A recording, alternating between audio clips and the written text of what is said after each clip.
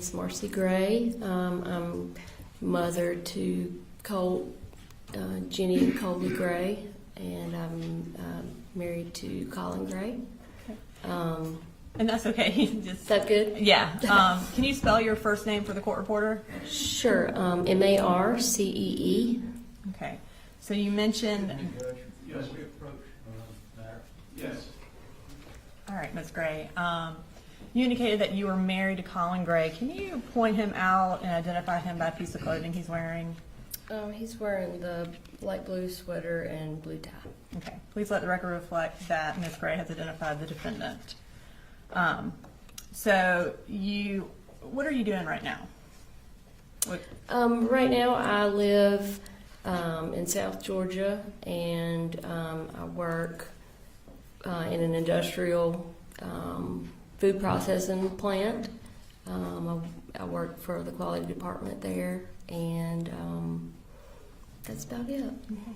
And do you currently have custody? You mentioned that you have 3 children. Do you currently have custody of any of them? I do not. Okay. And when did you get married to Colin Gray?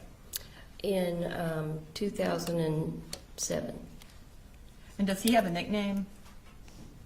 Coley.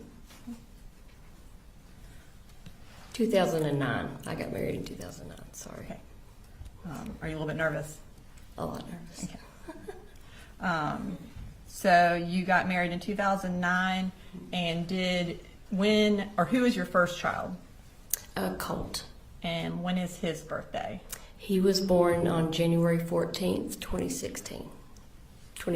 Okay. And then what about who was your next child? Jenny was born a little more than a year later, June 6th, 2011. And then what about your last child? Coley was born in 2016, and he was born April 3rd. Okay. And kind of just to summarize, so in September of 2024, would Colt have been 14? Yes. Okay. And then would Jenny have been 13? Yes.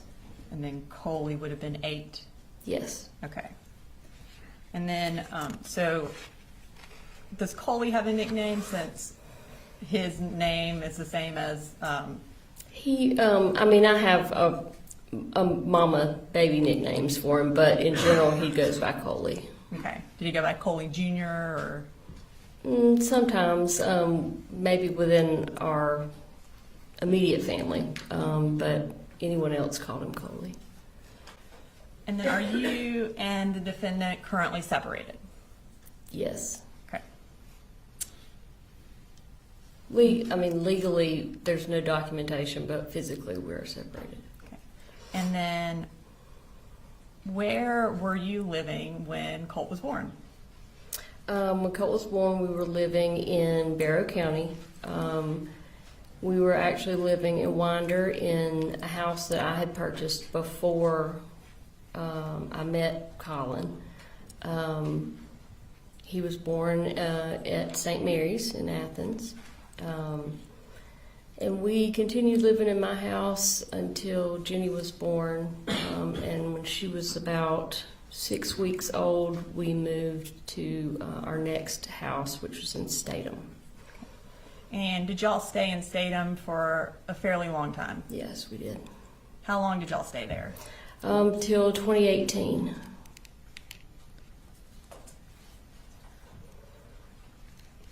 So I want you to kind of just summarize for us where y'all moved after then, up until y'all moved to Jackson County. Okay. There's a lot. So we sold our farm in Statham in 2018. We moved into a rental home in Gainesville.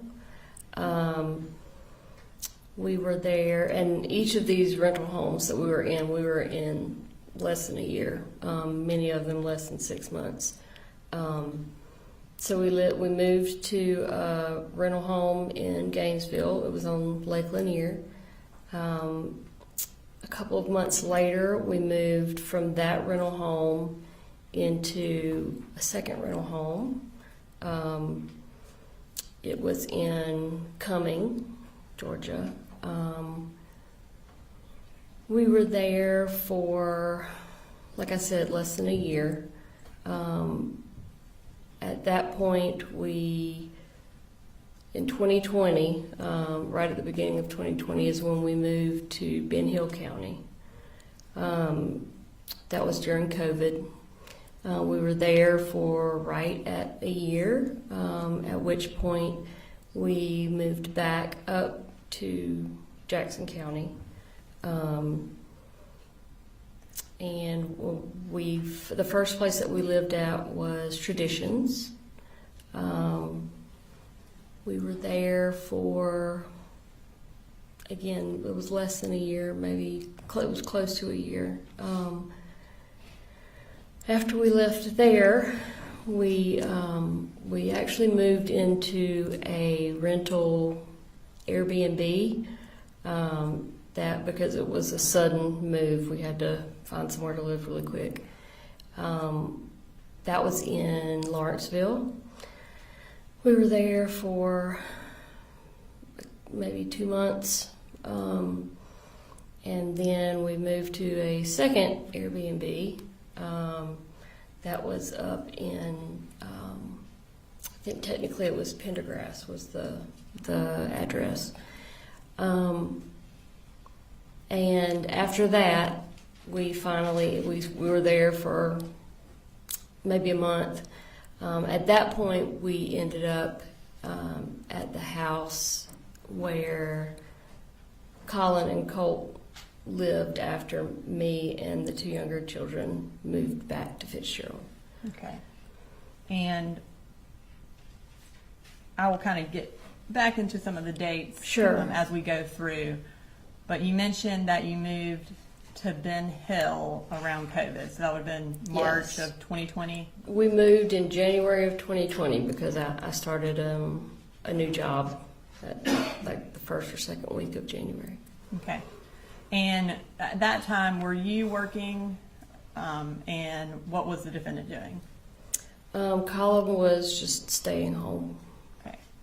And while y'all were, I guess let's kind of talk about where is Ben Hill and why y'all moved there. Okay, so Ben Hill is where I was born and raised. It is about 3.5, 4 hours south of Atlanta, directly south down I-75.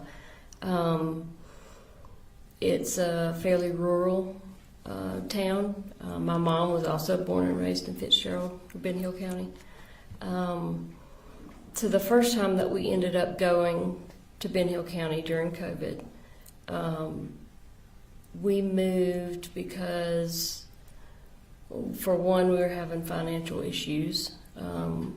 Hence, while we were moving, we had to move several times. And then also, Colin was having issues with his back. So we wanted to move to hopefully get some support from my family. And we moved into my late grandmother's home. When my mom's mom passed away, she left her home to all of us grandkids to use as we saw fit. So we were going to move because we wouldn't have a mortgage and we could try to save some money and get back on the right path. And that would also allow Colin to get his back healed, so he wouldn't have to work. So y'all moved to Ben Hill right before COVID. I want to fast forward to Colt's 6th grade year, which would have been the fall of 2021. Okay. At that time, were they still doing digital learning for a period of time? Yes. Was Colt attending classes from home in September of 2021? Yes. Okay. Yes, all 3 of them were. Around September 10th of 2021, did the school contact you about something Colt had done while doing digital learning? Yes, they did. And how did they contact you? The school counselor, she called me on the phone and said that basically she wanted to give me a heads up that they were sending some resource officers to the house. She told me basically what it was in regards to, and that they wanted to talk to me or Colt's dad, and they wanted to speak with Colt as well. Okay. And when the school resource officers arrived at your house, what did you learn about what Colt had done?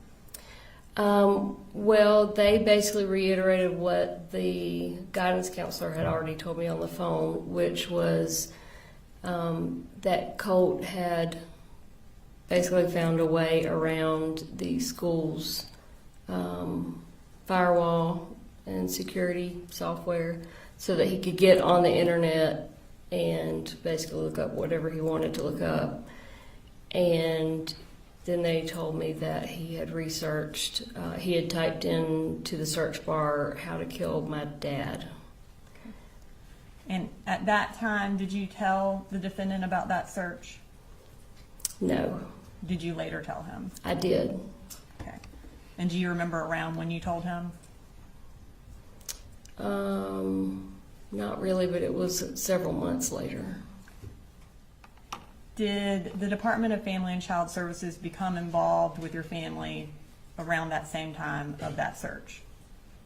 Um, I guess within a couple of months of that. I think so.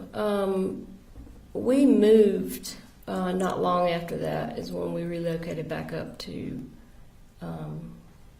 Traditions. Okay. Before y'all relocated to Traditions, do you remember someone making an anonymous report to defects? Yes. And was it related to you slapping Colt? Yes. At that point, did defects start doing some home visits with y'all? They did. They did the home visits, and then at that time they wanted to do counseling, some type of counseling, and they ended up having a guy come to the house to do the counseling. And he kind of put us on a rotating schedule. Each week he would come, and one week he would talk to me, next week he would talk to Colin, next week he would talk to Colt. And I think by the time we had to finish because we were moving, I think we each had met with him at least twice, Okay. me, Colin, and Colt. So y'all moved in the middle of this counseling? Yes. And so after about 2 sessions, that is when y'all went to Traditions? Yes.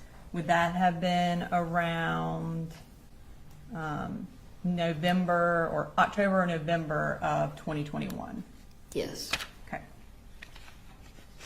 And when we moved, DFACS basically closed the open case because, well, for one, they didn't find any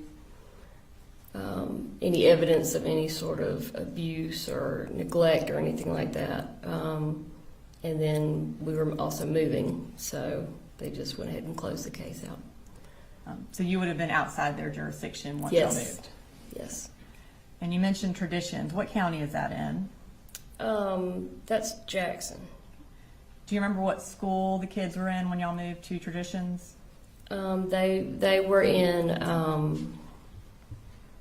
I think they were in Jackson Middle School, I think.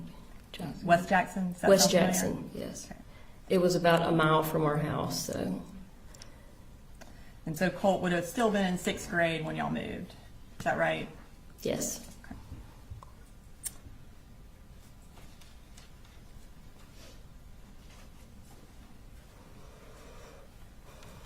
Now, you mentioned earlier that you had to make a quick move from Traditions. And that would that have been around August of 2022? That sounds about right, yeah. And why was it a quick move? We got evicted. And is that when y'all went to a few Airbnbs, like you mentioned? Yes, ma'am. Okay.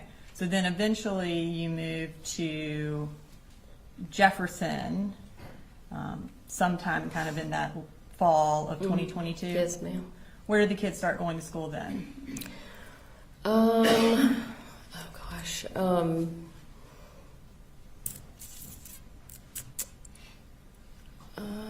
It was, I want to say it was, I don't want to say the wrong thing. And does Jefferson City Schools sound familiar? Yes, absolutely. That was it. Okay. And we were excited because Jefferson schools are known to be really, really good schools. At that point, sometime around Halloween of 2022, was another defects report made. Mm-hmm. And what was that Yes. report about? That report was, again, ended up being completely unfounded. And one of our neighbors had reported general neglect of our kids. She said that they were being sent to school dirty. They weren't being fed.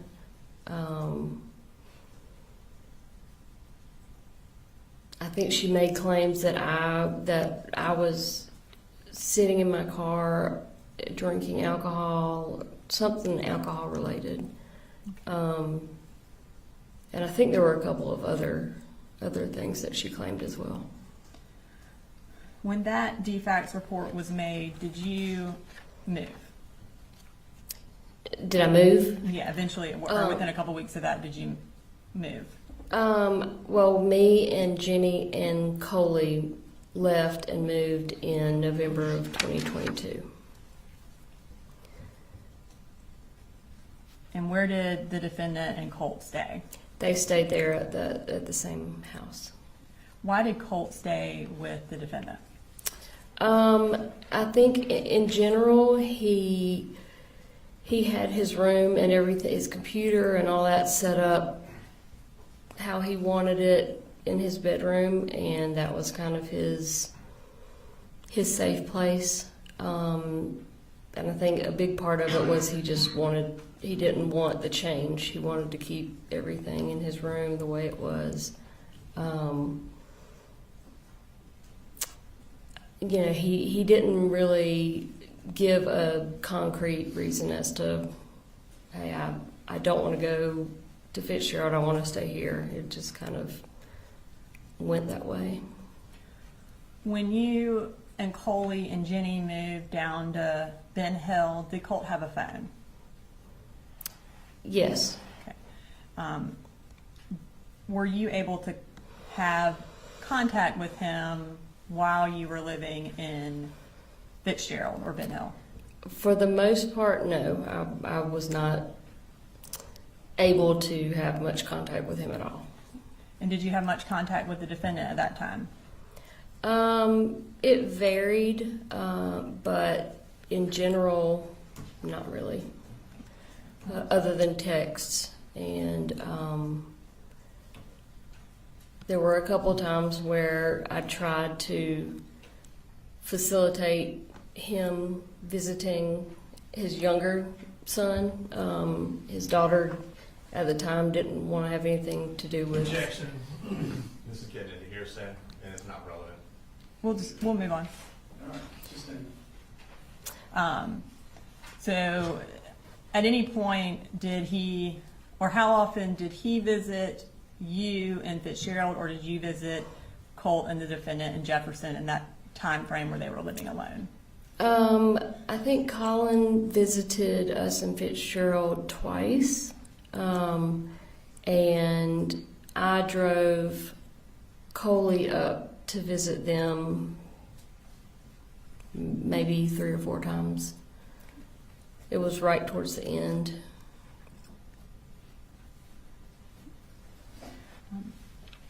while Colt was going to Jefferson Middle School for the 7th grade year, were you aware of any of the issues he was having at the middle school? At some point, I was made aware of them. At the time that they took place, I was generally not aware of anything that was going on. And then were you aware that Jackson County Sheriff's Office came out to the defendant's residence and wanted to talk to Colt about threatening to shoot up a school? I had no idea that that happened until it came out in the media a year ago. So at this time, you said you weren't aware until after everything happened. At this time, I'm going to display a text message from State Exhibit 159, which is your cell phone extraction, and it's from September 5th of 2024.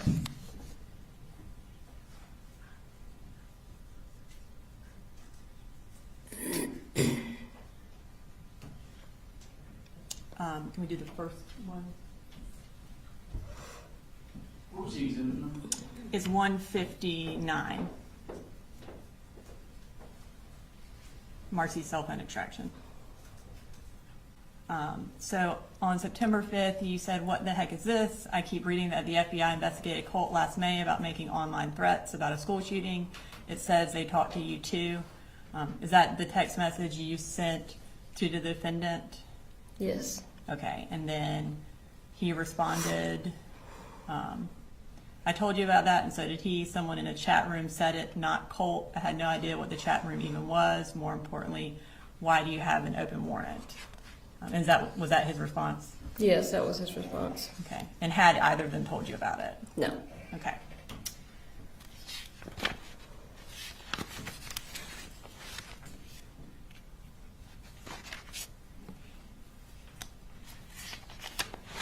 Okay. So I'm going to fast forward to August of 2023, a couple of months after the May incident with Jackson County Sheriff's Office. Did Colt move back in with you in Ben Hill? Yeah. When was the month you said? I have August of 2023. Yes, ma'am. Okay. And was it just Colt or the defendant come too? I met the defendant off of I-75 to pick up Colt. Okay. And why did he come and live with you? Because, well, he had called several times leading up to that, wanting to come and live with me because he said he just couldn't. Objection is the hearsay. It goes to explain why he was moving to live with her. It goes to explain conduct and not for the truth of the matter, sir, not to explain. And I don't know exactly what she's going to say, but I assume she's going to explain why Colt wanted to move and also why the defendant allowed it to happen. Of course, if it's the defendant's statement, then it would be admissible. I'm gonna have to hear what it is. Ask the question again. Why did Colt move to Ben Hill? So, like I said, Colt had already asked several times in the past and then changed his mind at the last minute. But he had been telling me over the phone that he couldn't take living with his dad anymore. They were constantly getting into physical altercations. That, it was a constant screaming battle between the two of them.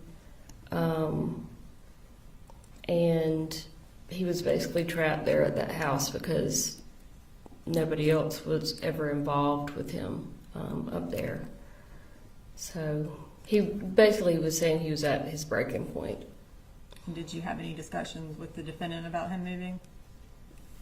No, other than, can you meet me halfway? Okay. All right, so based on that response, I'm inclined to sustain the hearsay objection. It's being offered to prove what's going on between Colt and his dad.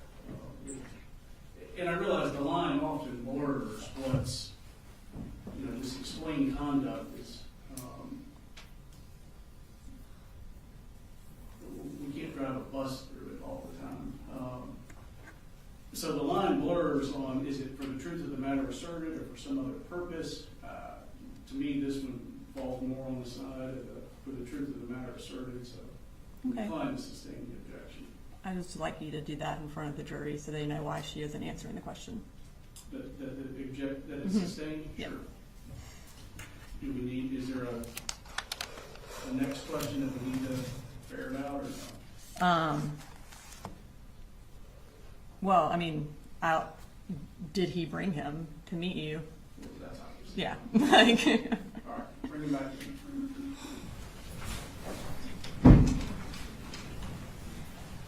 All right, so ladies and gentlemen, to the last question, there was a hearsay objection. I'm sustaining that objection. I'd like the state to ask this next question. so did the defendant meet you somewhere so that you could pick up Colt? Yes, we met. I started driving north on 75 and he was driving south, and we were just going to meet wherever we met. I don't remember what exit it was, but we got off and Colt had not packed really anything. He had just gotten in the truck. He brought his guitar, and so we met in a random parking lot. It was just kind of an abandoned plot of land, and I said, "You didn't bring any clothes?" And he said, "No." I said, Objection, "That's hearsay. Are you referring to who is he? Is it Colt or the defendant? Okay. Colt." So Colt didn't bring any clothes, and then what happened? I told him, "Just get in the car." The fact that he didn't bring clothes, or It's a statement, objection, because he is making a statement regarding what he did or didn't do. It sounds like the statement is going to prove the truth of parental fitness one way or another.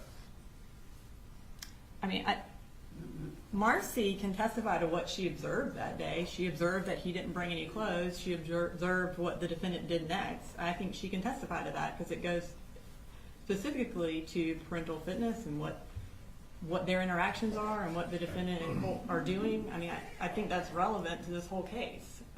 What she observed. there's no issue with her testifying what she observed. And that's not what I'm objecting No to. suitcases, no clothes, whatever. I'm objecting to when she asked Colt, why do you not have, and then getting into his answer, which would be hearsay because he's not here to testify. Which was not my question. I said Colt didn't bring any clothes. Then what happened? Then what did you, like, I didn't ask her what Colt said. So, ma'am, if the answer to the question is going to be revealing what Colt said, do not do that. If you had an observation of what he did or didn't have with him, you're free to testify about Okay. So just, you observed he didn't have anything with him. Yes. Except for his guitar. Yes. Then what happened? So I told him to get in the car. I would buy some new clothes for him, underwear, whatever. And I just instructed him to get in the car. I needed to get his guitar, and Colin threw it across the parking lot. He was very aggressive towards Colt. And again, I told Colt, just get in the car, please. Please, just get in the car, let's go. So I went and got his guitar, put it in the car, and we left. When y'all got to Ben Hill, was Colt supposed to be in the 8th grade? Yes. And did you enroll him in school that August? So he was only with me for about a month. When I picked him up, I told he wanted to try online school. And so I started the process of enrolling him in online school. His sister then she wanted to do online school too. She was already enrolled and attending school in Ben Hill County with her little brother. But I started enrolling her as well. again, Colt was only with me for about a month, so he never got the opportunity to start the online school. What was Colt's behavior like in Ben Hill? Colt's behavior was, was alarming. It was very different from the Colt that I remembered, that I had left with his dad when we left in 2022. He had a lot of anger inside, and he was very aggressive and unpredictable. So much so that I ended up relocating his little sister across town to my parents' house because I didn't want to leave her there alone with him. And then his little brother basically just never left my side. I just had, he was with me wherever I went when he wasn't in school. But Colt, he damaged a lot of things while he was there. Again, he was just, you could tell that he had a lot of anger and just yuck inside of him. You said he damaged a lot of stuff. What kind of stuff did he damage? All of the flat screen TVs that I had in the house. He broke several windows. He would take knives and make cuts on different things like walls and the leather in my car, the leather seats, just kind of like random damage. He wrote on a bunch of stuff, walls and that sort of thing. And on October 3rd, did your dad actually contact the police because of something Colt had damaged? Yes. What had he damaged on October 3rd? I think that was when he broke, the first time he broke a window. He had broken a window because from slamming the door really, really hard. It's an old house, and so the windows are old. And if you're not careful, you slam a door hard enough and it'll shatter a window. And I'm pretty sure that's what happened. And then once that happened, I kept fixing it by basically taping it up and putting a piece of cardboard over it until we could get someone to come and professionally fix the window. And he kept punching through the cardboard. As soon as I'd fix it, he'd punch through it again. And I think it was the window was the actual reason why he called the police that one day. And did the defendant come and get, or did Colt go and live with the defendant immediately after that? Immediately after the second time, so my dad actually called the police twice, or went by to see the police twice. The second time, they came, and each time they came, I would basically ask them, please don't take him to jail. I don't want anything on his record. Can you just talk to him? Which they did. They actually offered to stand there and supervise while I spanked him or some like physical punishment. I was like, no, I don't want to do that. He was bigger than I was at the time. I just want y'all to talk to him and, just hopefully talk some sense into him. Well, after the second time it happened, he immediately got on the cell phone with his dad. And just related to what Yes. The defendant said, not what Colt said. Yep. He had the phone on speakerphone, so I could hear, because I didn't have my phone at that point. I'm not sure where it was, but I said, let me talk to your dad. And so he didn't want to give me his phone, so he put it on speakerphone so I could speak to Colin on speakerphone on Colt's phone. And, you know, I had not been communicating with Colin at all. Since he dropped Colt off, communication basically was non-existent. So he didn't know anything about what Colt had been doing or, you know, his behavior. And I immediately started trying to explain to Colin what had been going on, and I couldn't get any words in edgewise before he immediately wanted to say, well, "Why are you doing this to our son? Why are you calling the police on our son? Why would you do this?"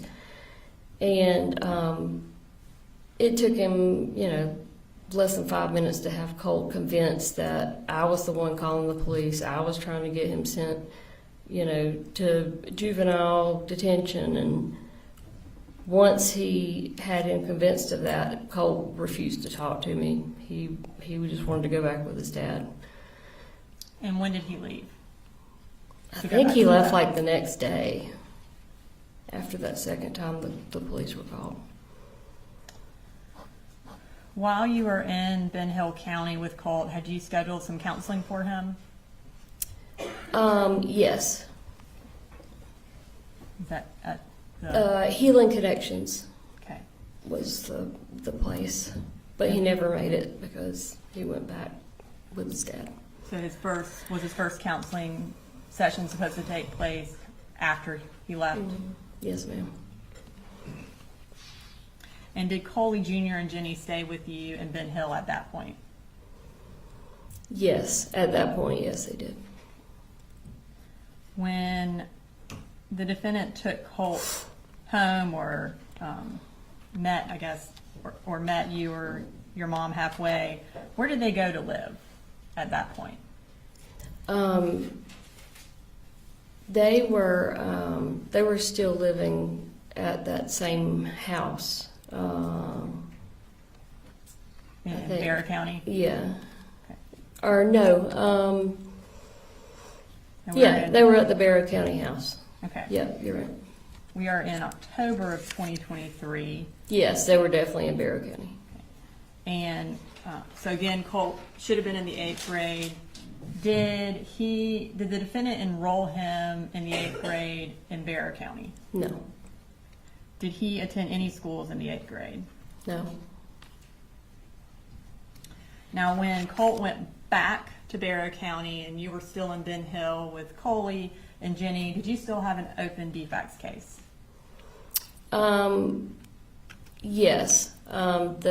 My case manager had told me that the next time she saw me, she was going to close the case, because over the prior year, you know, I had been doing everything they wanted me to do. I had, you know, they were drug testing me the whole year long, hair follicle, urine tests, and I had been doing everything I was supposed to do.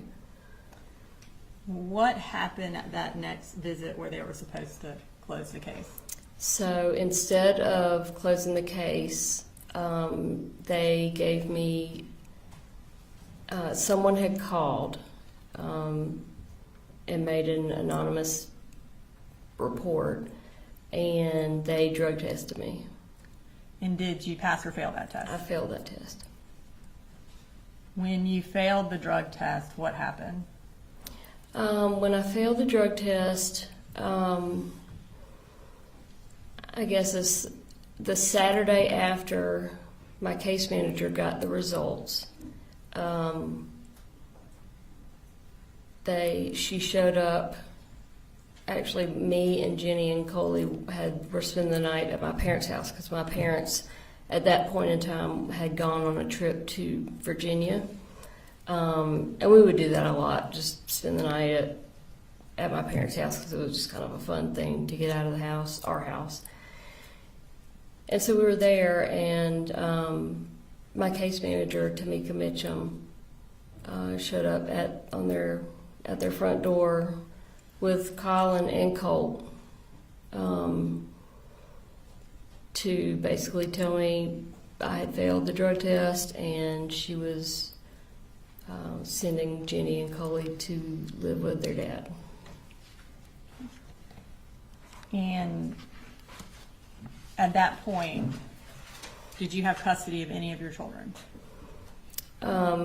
Well, it wasn't a custody case at that time. They were just physically going to stay with their dad. It had not gone to the phase of addressing custody, with a judge or anything like that. I guess none of them were living with you, is that correct? That's correct. And did the defendant have kind of authority over them at that point? Yes. And were they all living in Bear County at the Harrison Mill address? Yes. After you failed that drug test, did things go downhill for you? Big time. Tell us what happened. Well, after the initial devastation of having them taken and sent with their dad,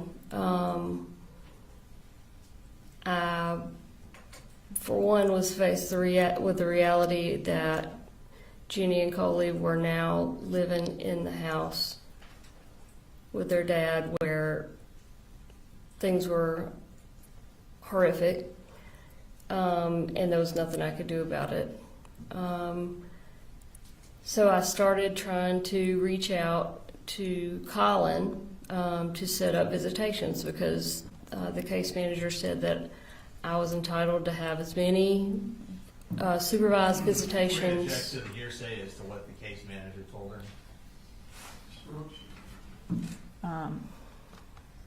I think I understand your latest sustaining of the objection about hearsay related to explain conduct, but this is squarely within that. She is trying to set up visitation because she was told she was allowed to have visitation. So I do believe that fits within that exception. I believe our harm is also very low, where the caseworker already testified to that fact. I don't think the caseworker testified exactly to what she is saying. I believe she testified that she was allowed to have visitation, so I think she testified that visitation was up to the defendant, not that she had an absolute right to visitation. Visitation was at the right of the defendant. I believe you're correct. Was she saying something different just then? Yes. I think we're splitting hairs. She wasn't prevented from seeing her children. So she could have visitation. She was allowed to have visitation. If it's up to the defendant, she's calling him to try to set that up. That's exactly what she's testifying to. Trying to act like she's saying something completely different is just not true. She is saying she's calling the defendant to set up the visitation because she was allowed to, and he is the one who has custody, so she has to go through him. And this victim testified that she was not entitled to visitation. Any visitation was to be done through the defendant based on his determination. Not that she had an absolute right to visitation. That is a misinterpretation of what Ms. Mission testified to. She did not say she was not entitled to visitation. That is not what happened. So, ladies and gentlemen, you'll have to remember what the defects worker, case manager testified to. I'm going to let the witness go ahead and answer. So, I can rephrase. No, he's overruled the objection. So, Okay. You were, I guess, where we're at. There was no restrictions to me having visitation or seeing my children other than it needed to be supervised. She did say that I needed to schedule it with Colin. So I started reaching out immediately because, I wanted to see them as much as humanly possible. And it immediately became apparent, which I knew it would, that he was not going to communicate with me whatsoever. He had blocked my phone number, and I know that because I checked it the next time I saw him and had access to his phone. He basically refused to not only not let me see or speak to my kids, but he refused to speak to me himself. So my children were living somewhere where I knew was a nightmare for them, and now I can't get any sort of updates or any sort of contact with them. I tried to get my mother to reach out. She was met with the same obstacles. I reached out to Tamika, the case manager, asked her for her help, and the only thing she offered was transportation to see the kids. I told her, I don't need transportation. I need someone to facilitate some sort of communication between me and their father. And it just never happened. I couldn't get any help from anyone. At one point later in the month, I called in a wellness check with Barrow County, just so I could have someone put their eyes on my children to make sure that they were still alive. And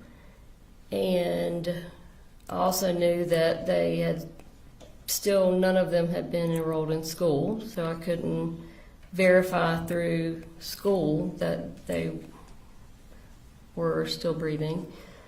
And so then, I never did end up getting any kind of communication or updates or anything like that. And what did that do to your mental health? I basically had a complete nervous mental breakdown. I think as any good mother would. My kids were and still are my entire world, and to go from being in constant contact with my two younger children, for sure, to nothing. I felt like they had been kidnapped almost. I was just devastated. I wasn't eating, I wasn't sleeping. I was desperate. Desperation is a good word for what I was feeling. What did you do after that? So that led to, it was right after Halloween. I basically decided that I was going to drive to Barrow County and just physically go and knock on the door and say, "What are you doing to me, to our kids? I want to kind of just see them." And so I was not in my right mind at the time. But I went to my mother's house and I told her what I was going to do, and I wanted her to go with me.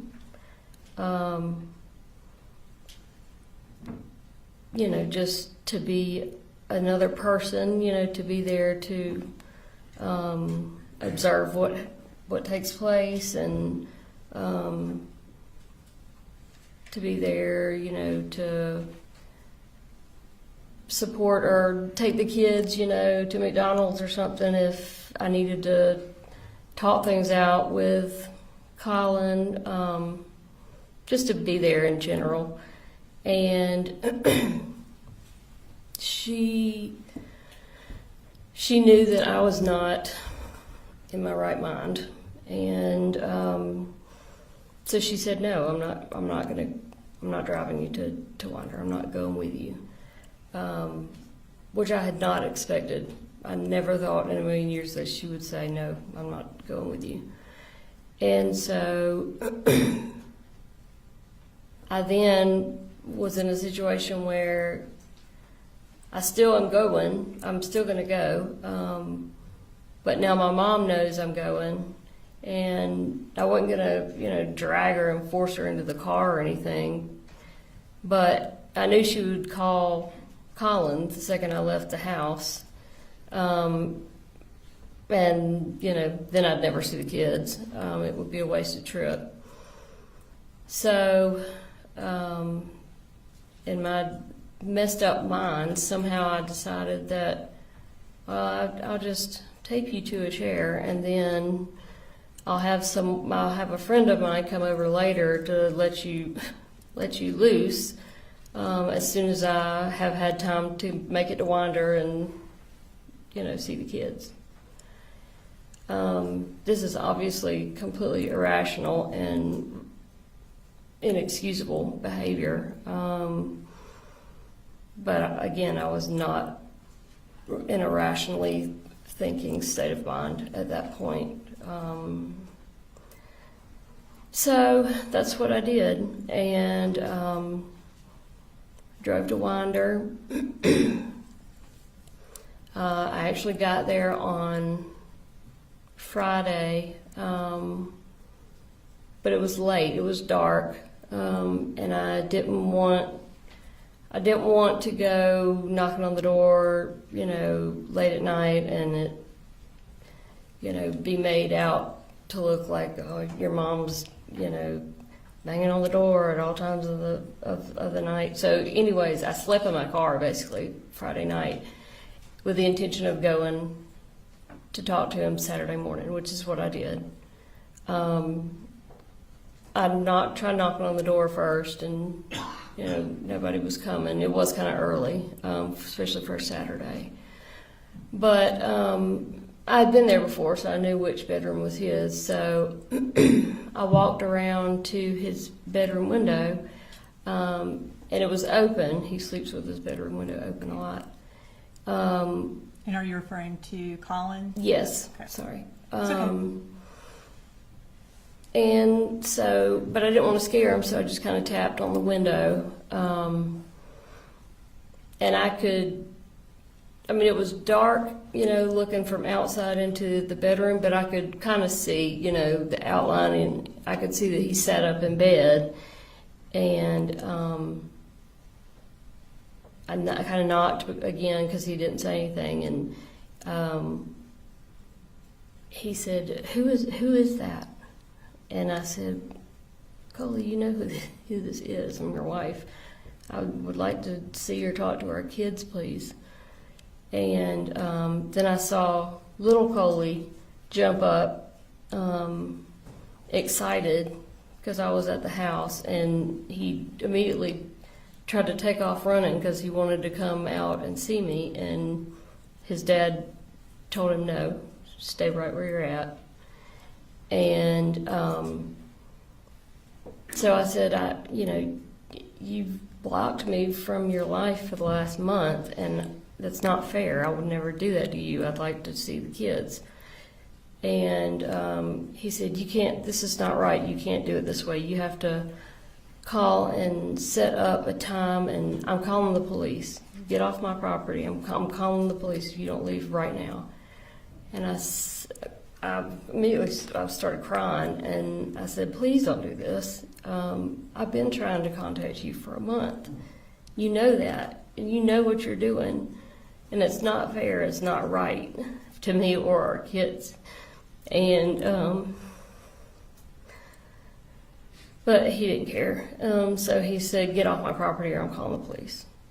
And I knew he would, so I turned around and left. And I drove just down the street to the Dollar General and just sat there, just boohooing, not knowing what to do next. because I didn't want to make any kind of scene or anything with the kids there.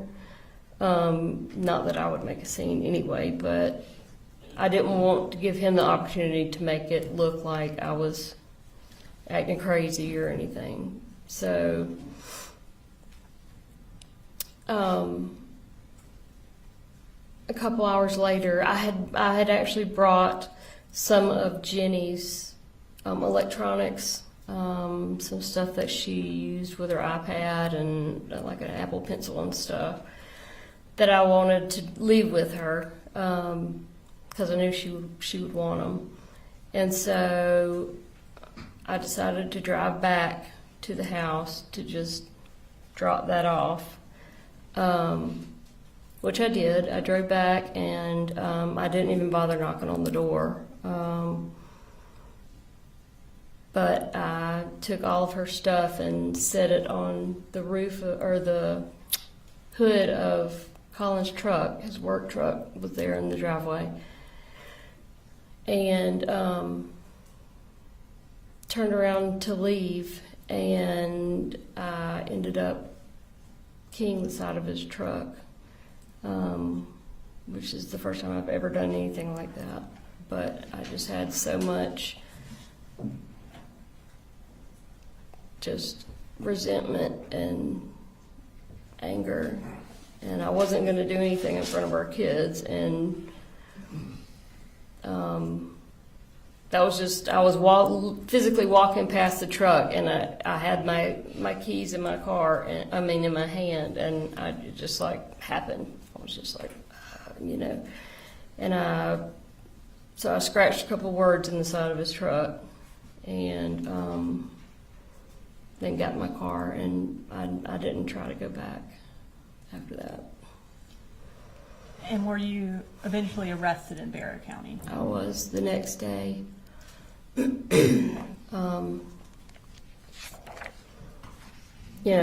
couple hours, I guess, after I had keyed his truck, he was outside and he saw it. And so he called and made a police report. And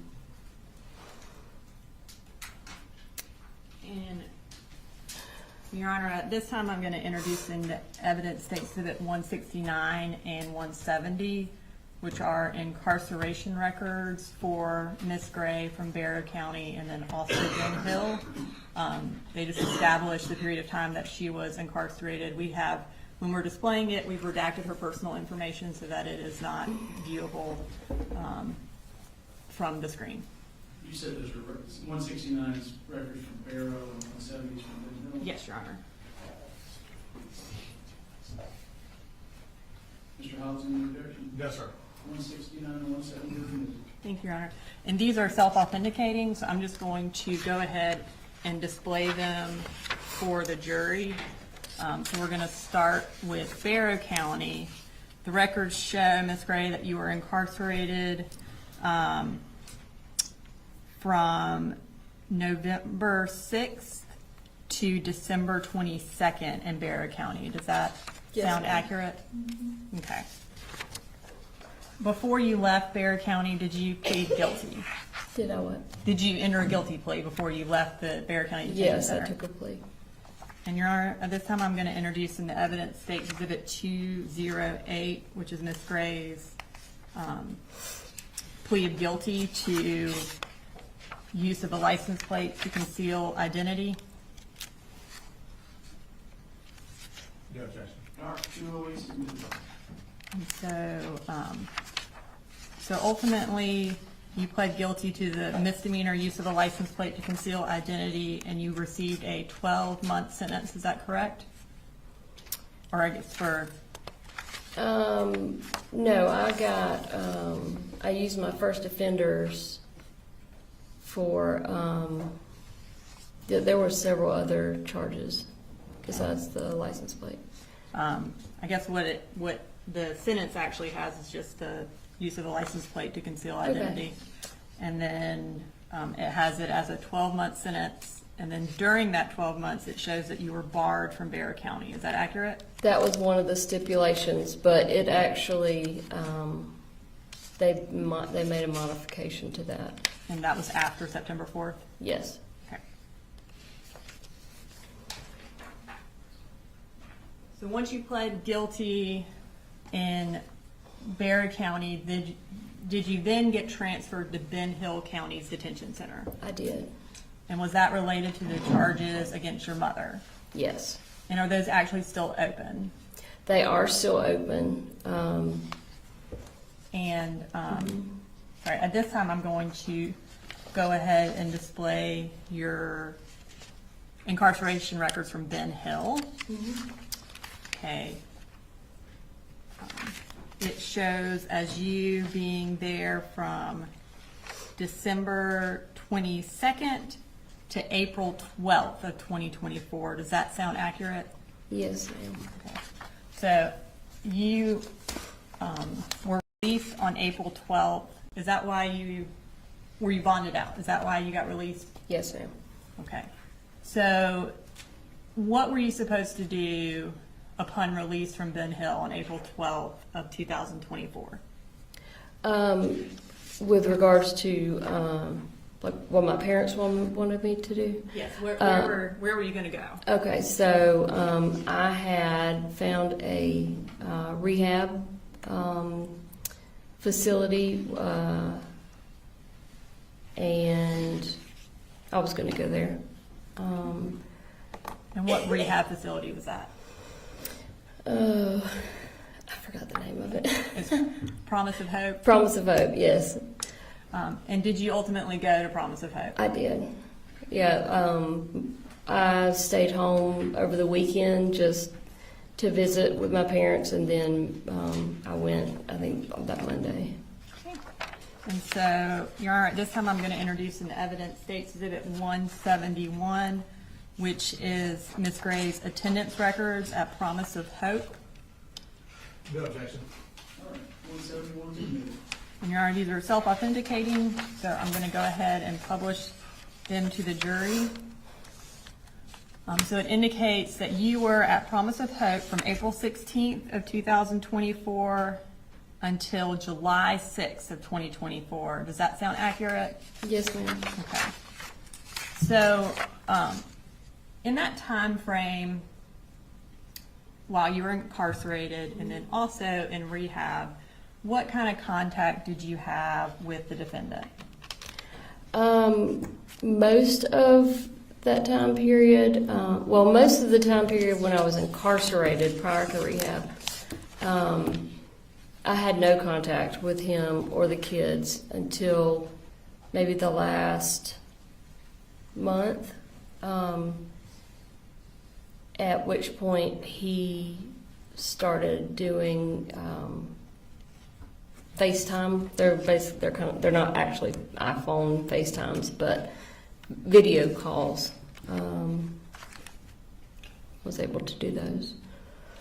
And then, did you ever get emails or anything from the defendant or your kids? I did. Mm-hmm. I'm going to pull up what's previously been introduced in evidence as State's Exhibit 111.13. Is that a poster that your family made for you? It is. Okay. Now I'm gonna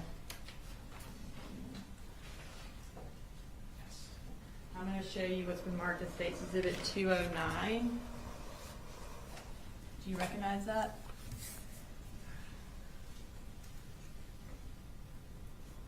Yep. And what do you recognize that as? This was an email from Colin to Mandy, who was basically the owner of Promise of Hope. But it was basically a letter that he had written to me, but he sent it through the email, Mandy's email. And did he attach pictures of that poster to it? Yes. And was that email sent to you on May 13th of 2024? Yes, ma'am. And was that either Mother's Day or around Mother's Day? Yes, ma'am. Your Honor, this time I'd like to introduce an evidence states exhibit 209 and publish to the jury. No objection. All right, 209's admitted. All right, so, the subject was Marcee's Mother's Day. It was sent on May 13th, 2024 at 12:15 from graycoley444@gmail.com. And it says, Mandy, thank you so much for this. Pretty girl, we all love you and we are very proud of you. We can't wait until the day we can just hug you. Quick update, Coley Jr. made the honor roll for 2nd grade. Big Coley finally got my job with Kevin Price. Just be patient with Jenny Reen. She gets it honest. See you soon. I see you. And then let's display the attachments. Okay. And the next one. Okay. So while you are in treatment, they sent you something for Mother's Day. Did you eventually leave rehab? I did. And according to the records, that was on July 6th. How did you leave? Colin came and picked me up. And when he came and picked you up, where did you go? We went back to their house in Barrow County. Now, at that point, did you move in to the Barrow County house? I wouldn't call it moving in, but I did stay there for approximately 5 weeks. And was it ever your intent to remain there permanently? No, my intent was to find either a rehab or a sober living house close to them, like in Athens or something like that, and pursue that sort of living arrangement, or possibly my own apartment or something. And at this point, you're still banned from Barrow County, is that right? Yes, ma'am. When you moved to Barrow County, did you have a driver's license? No. Did you have a car No. with you in No, Barrow no, County? no. I had no way of driving anywhere. Did you have a cell phone? No, although Colin gave me one of his old ones temporarily. And was that a phone that Coley had been using? Yes, yes, ma'am. And does Coley sometimes go by Boo Boo? That's my nickname. I call him that. Okay. And when you moved back to Ben Hill later on, did you then get your own phone? Yes, at some point, yeah.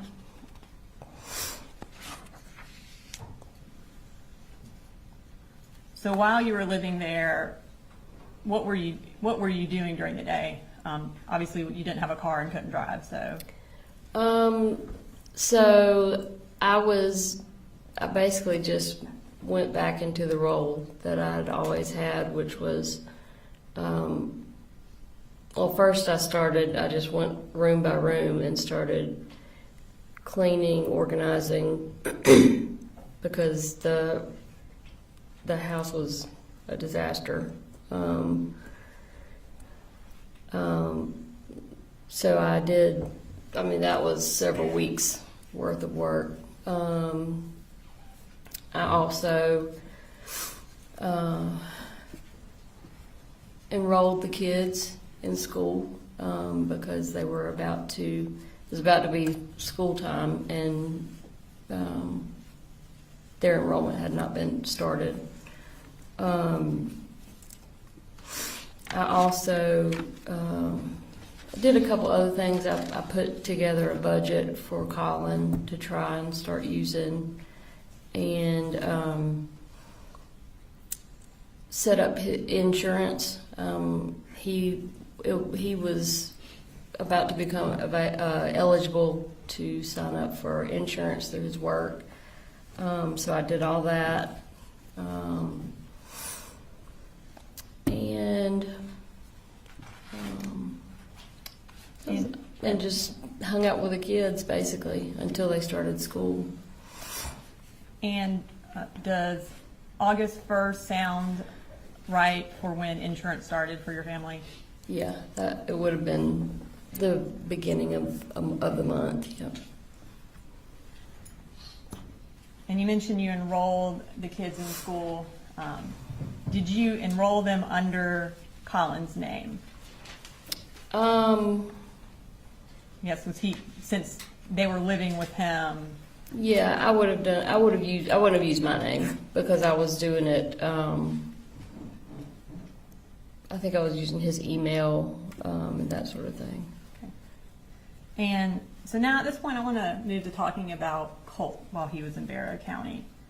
Did Colt have any friends that you were aware of in Barrow County?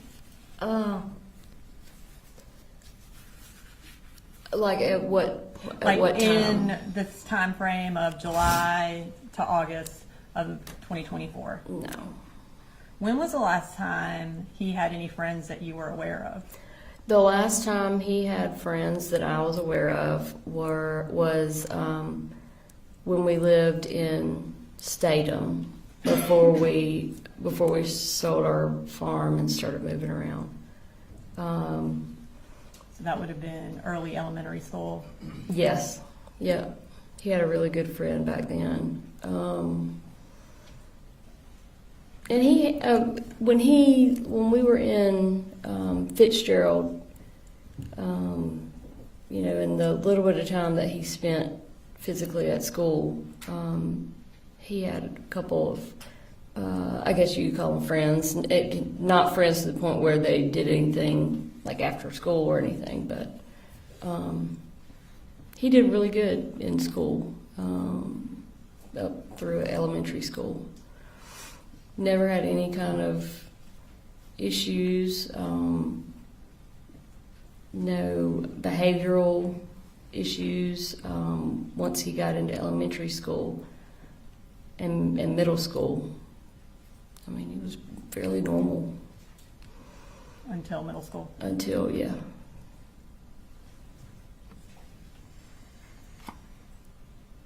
And so was in Barrow County, would he just stay at home for the most part? Yes. How was his mental health in that July, August timeframe while you're living with them? So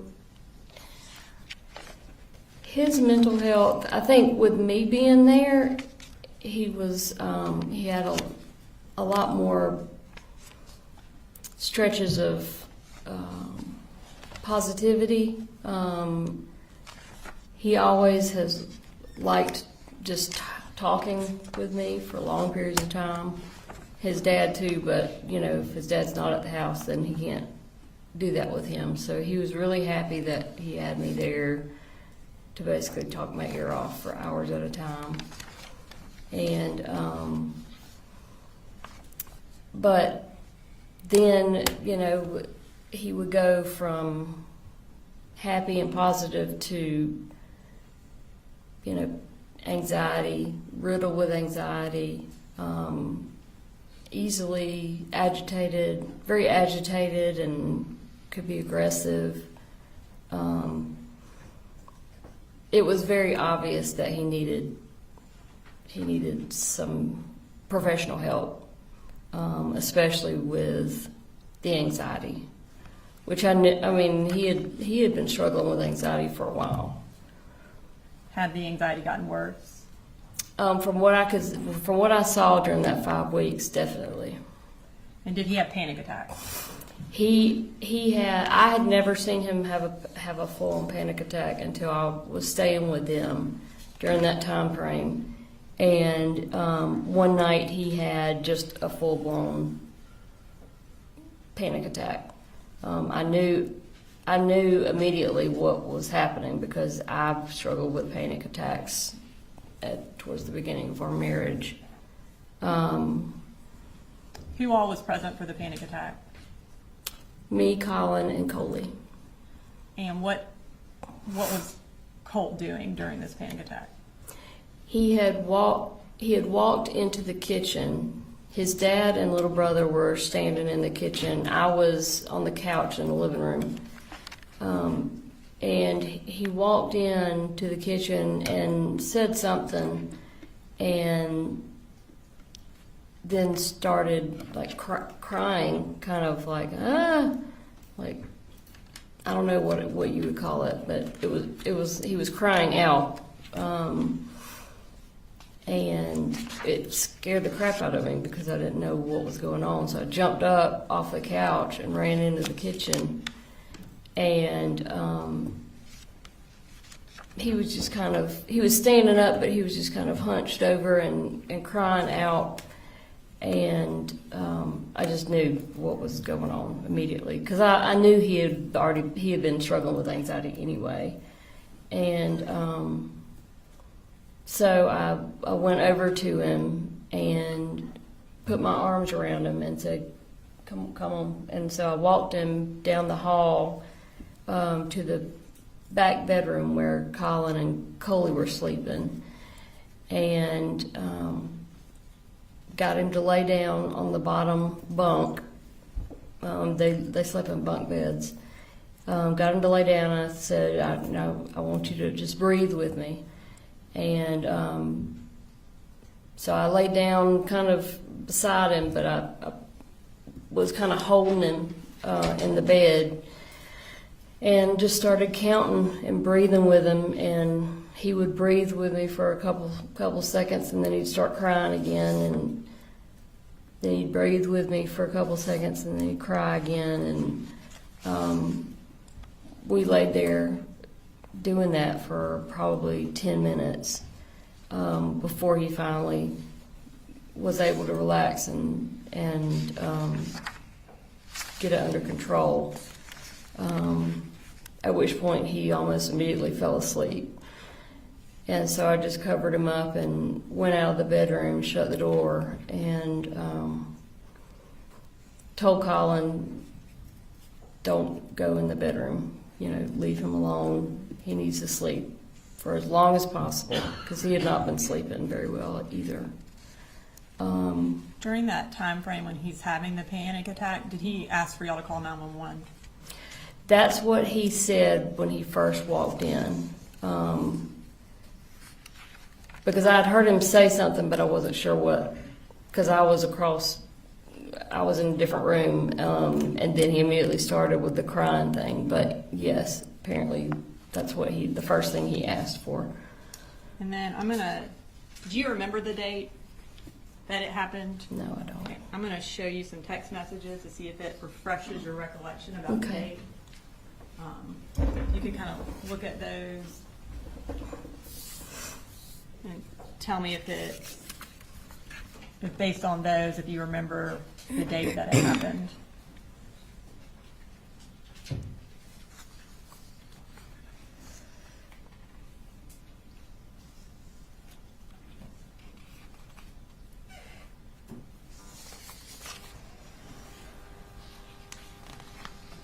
Okay, yeah. Yeah, so these are from me. Yes. Looks like maybe to my sister. I'm not sure who that's to. Does Jenny sound familiar? From you to Jenny? Yeah, I know I did. I texted her about it.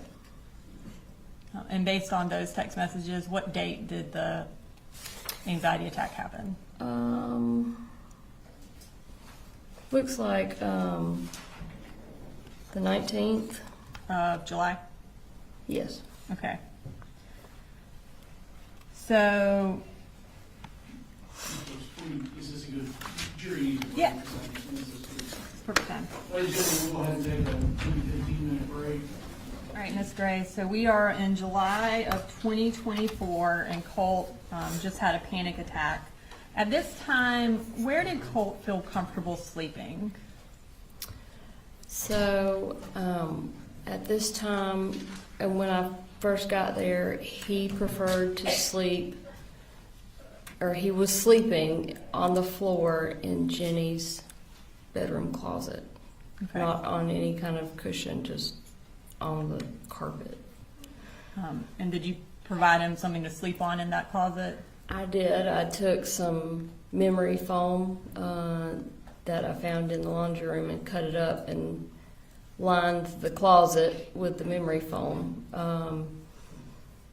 And then I also put some in his bedroom. Okay.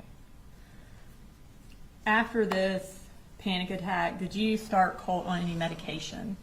I did, Zoloft. Okay. And at this time, I am going to publish a text thread between you and the defendant from State's Exhibit 156 from July 24th.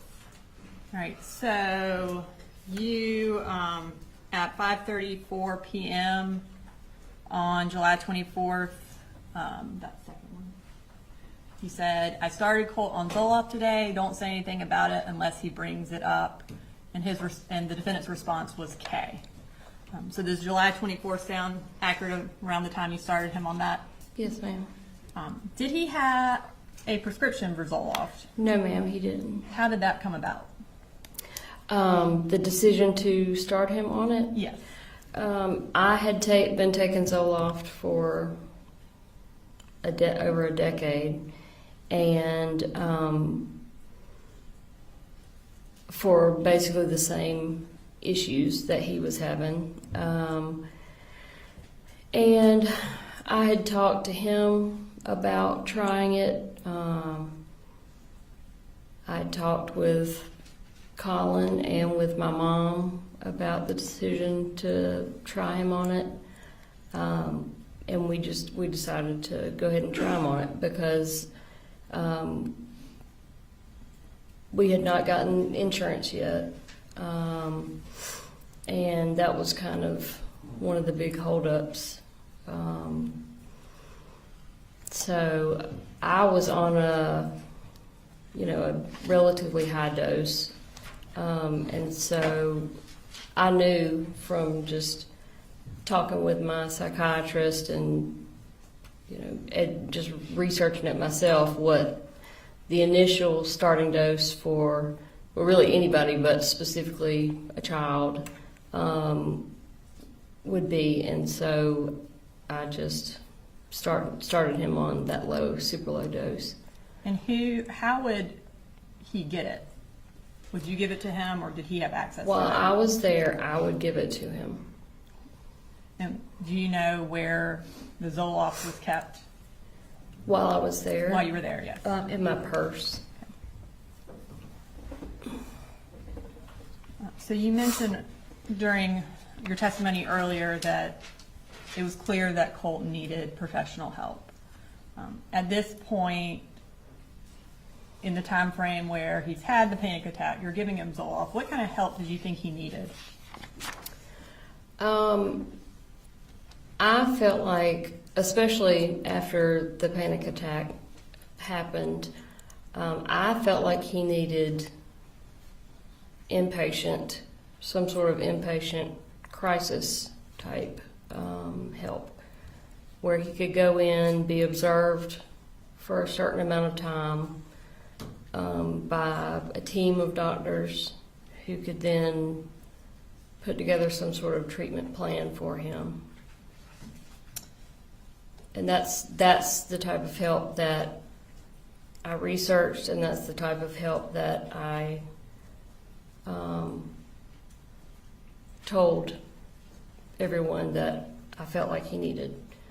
And Colt, I talked to him in detail about it many times, and he was excited. He was on board with it. He wanted to go somewhere where he could stay there for a certain amount of time and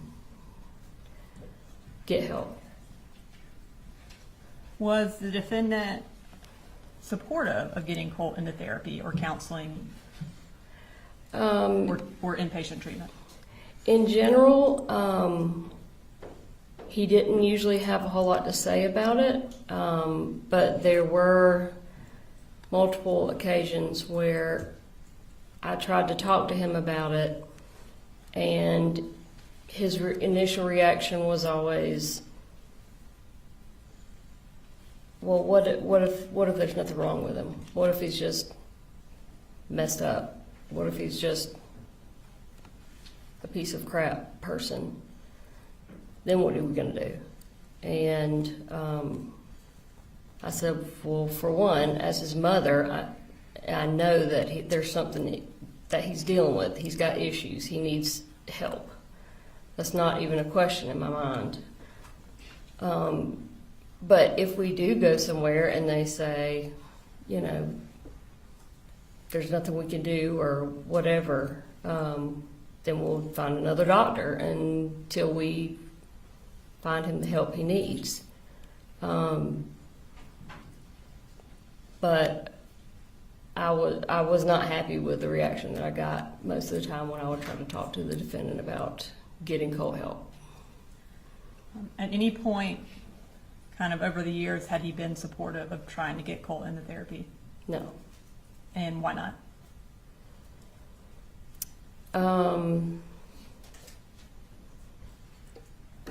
Different reasons. I mean, nothing that really I felt was a valid reason.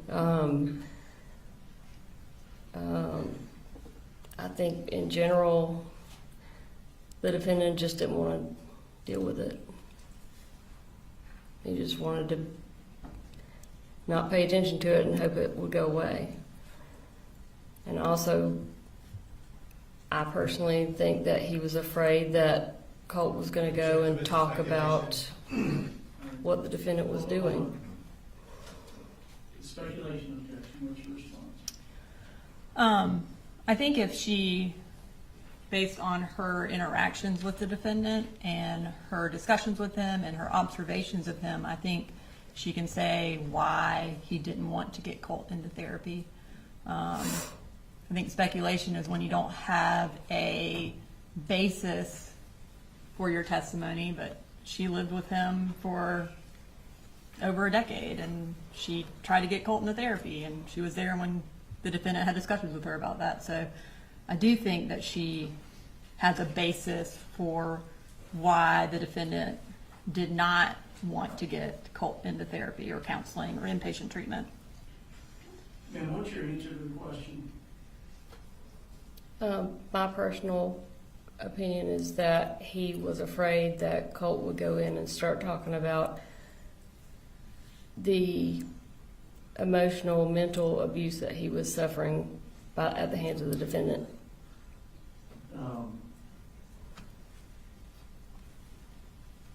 I've got more objections now. Go ahead. So, that would be character, which the state and I discussed before we did this, and I don't think the state knew that answer was coming. I think I'd like to make a motion outside the presence of the jury. All right. Ladies and gentlemen, for the time being, I'm going to ask you this. One, step out, but two, disregard the last answer, strike it. Go ahead. Yes, sir. Judge, at this point, we would move for a mistrial. The witness has put the defendant's character into issue. She stated that he was physically abusive and mentally abusive. As part of her speculative answer as to why, in her opinion, that the defendant was against mental health treatment. She said that in the presence of the jury. As the court knows, they're not allowed to introduce character evidence, specifically bad character evidence, unless we open the door to it, which we have not.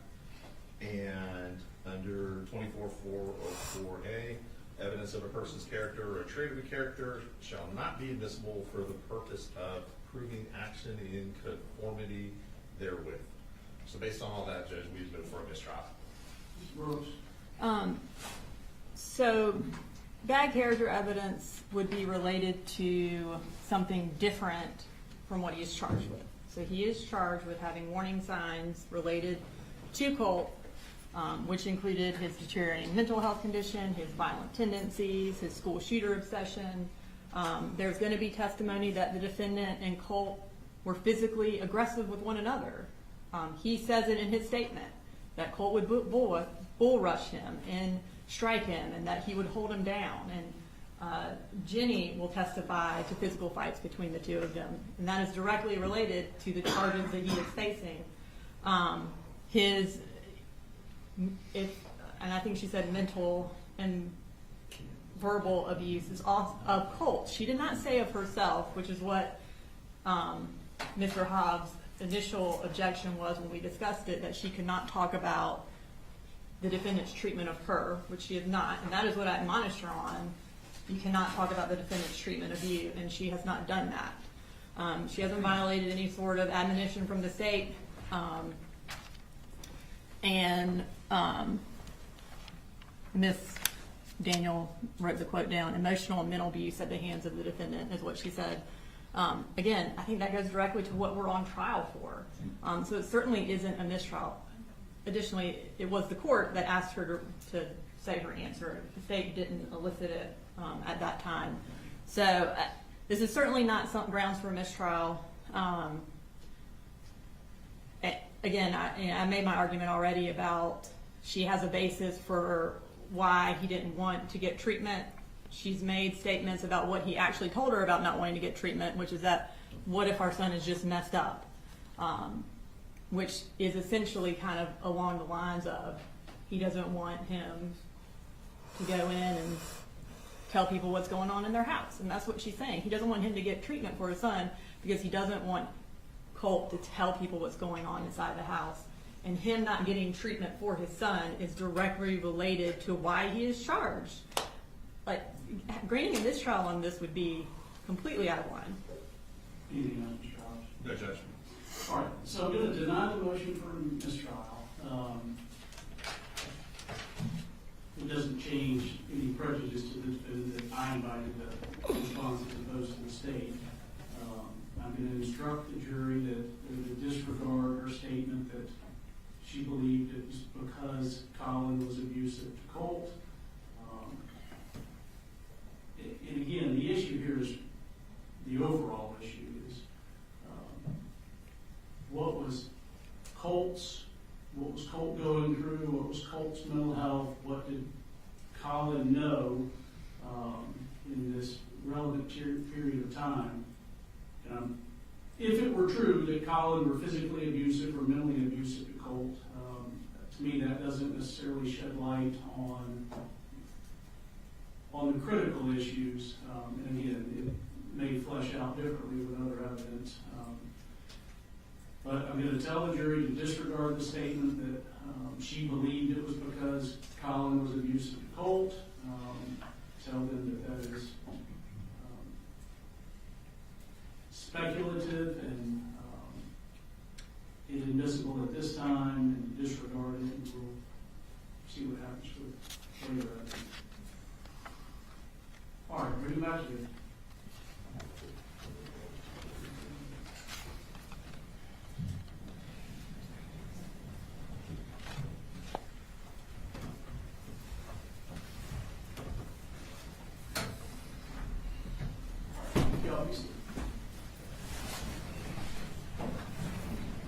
All right, so ladies and gentlemen, I'm going to ask you to disregard the witness's last response about speculating as to why she claims Colin did not want Colt to get counseling, specifically with regard to her stating that she thought Colin would be worried that Colt would reveal any abuse. That's inadmissible at this time. I'm going to ask you to disregard that. Do not consider it for any purpose. All right, go ahead, Ms. Brooks. All right, thank you, Your Honor. All right, so you mentioned when you started Colt on Zoloft that one of the kind of big obstacles for getting a prescription for Zoloft was you needed insurance. You testified earlier that insurance, you got it around August 1st. At that point, did the defendant become more supportive of getting him to counseling once y'all had insurance? No. Okay. And then kind of fast forward a little bit.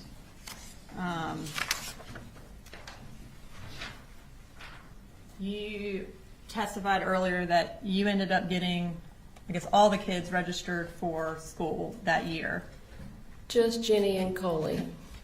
And then Colt eventually. I guess he started later. He did, yeah.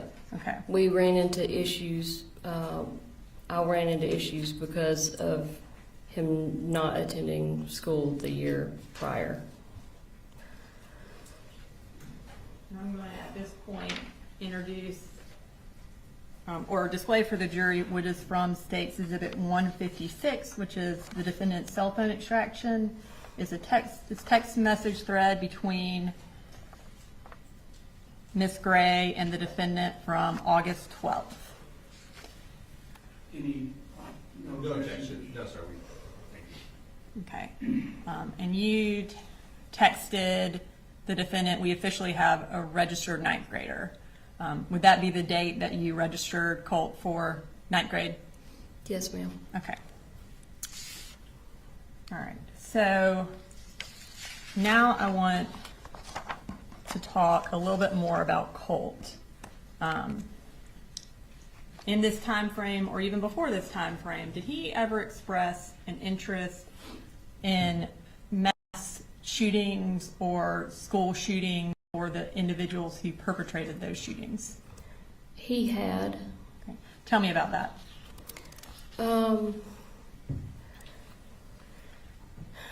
He generally, I wouldn't call it an obsession.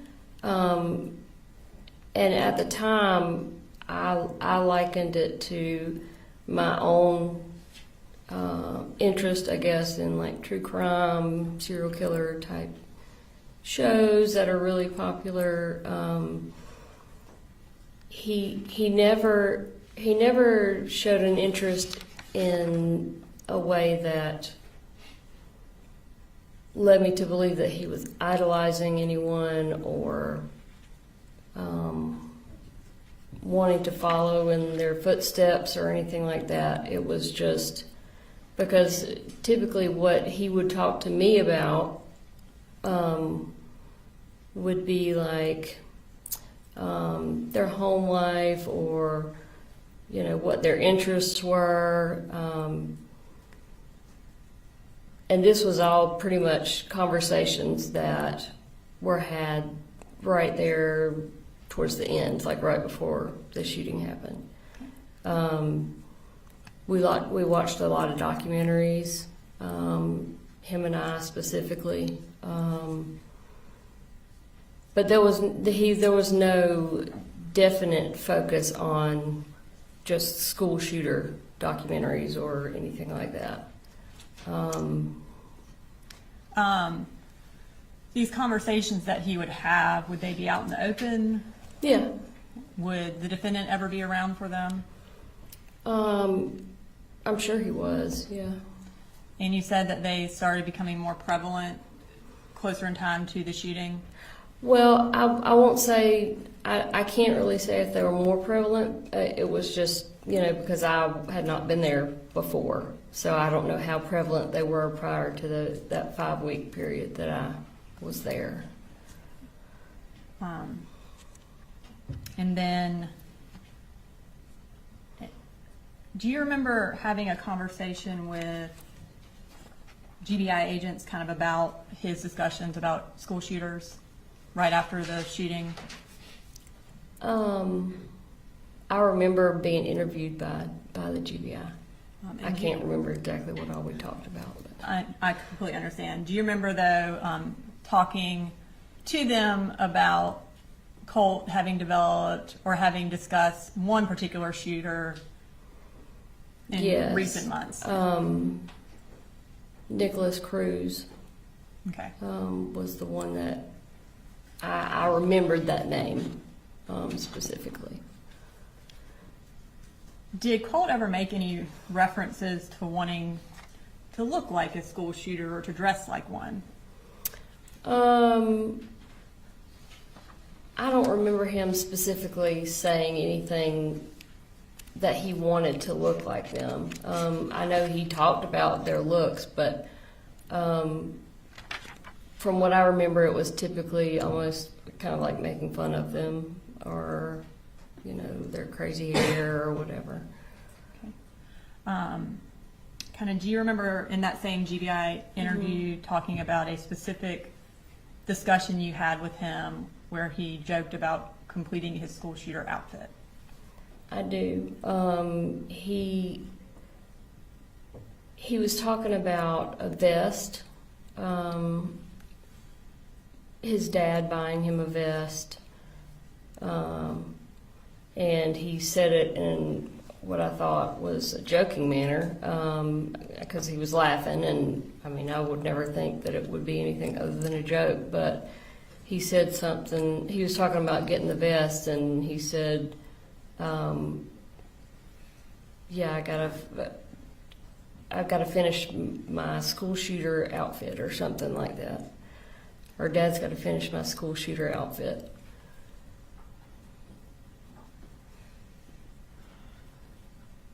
And I think I said, like, that's not very funny, and of course he was like, oh, it's fine. I'm just kidding.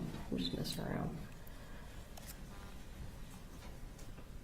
During this time frame, July to August of 2024, did he have an interest in firearms? Yes. Tell me about that.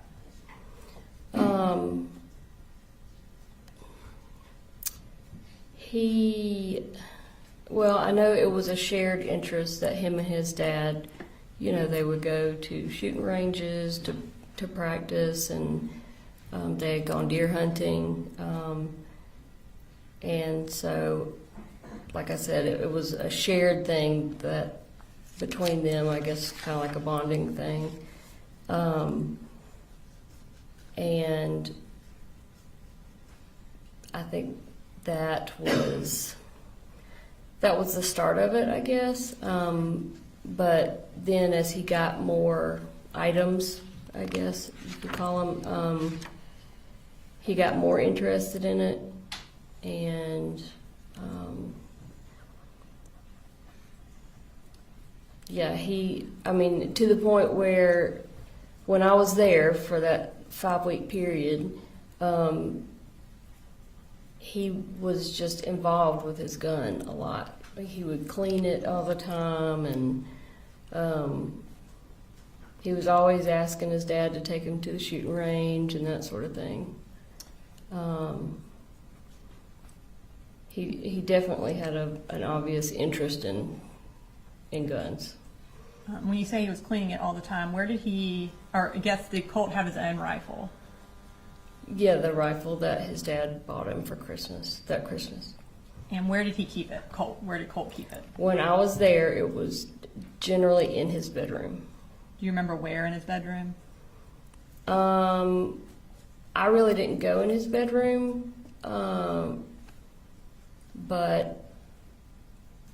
I mean, he didn't have anywhere really to set it, so I guess it was like leaned up against the wall, or I mean, when he would clean it, he would sit at his desk, because I could walk down the hall and look in and see that he was cleaning it.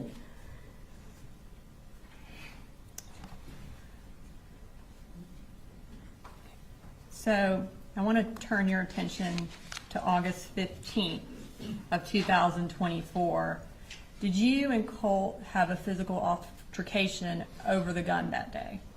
Yes. Or I guess regarding the gun. Can you tell me about that? So I was initially just trying to talk to him about the gun. I wanted him to just put it away because he had been carrying it around, and he didn't want to hear it, and so he was walking away from me, and he walked into his bedroom, and I was walking behind him, and I stopped at his doorway because I wasn't going to follow him into his bedroom, and I said, "Just give me the gun. I'm going to put it up." And I was standing right behind him, and he said, "Get out of my room." And I said, "I'm not in your room, Colt. Just let me have the gun. I'm going to put it up for a little while." And he turned around, and just kind of in one big sweeping motion, kind of hit me with his arm/gun. but he hit me very hard enough that it knocked me backwards across the hall. And there's a bathroom directly across from his bedroom in the hall. And he knocked me into that door frame. I ended up hitting my head on the door frame, and basically fell to the floor because I hit it really hard. And I laid there for a couple minutes, and then ended up getting up and just going back to the bedroom, to Colin's bedroom, and laying down. I'm going to show you a picture, and go ahead. It's from State's Exhibit 158, which is Colt's cell phone extraction, and we're going to display that for the jury. Can you tell us what that is a picture of? That's me after I fell to the ground, and I was just laying there with my hands over my head and over my eyes before I got up to go lay down.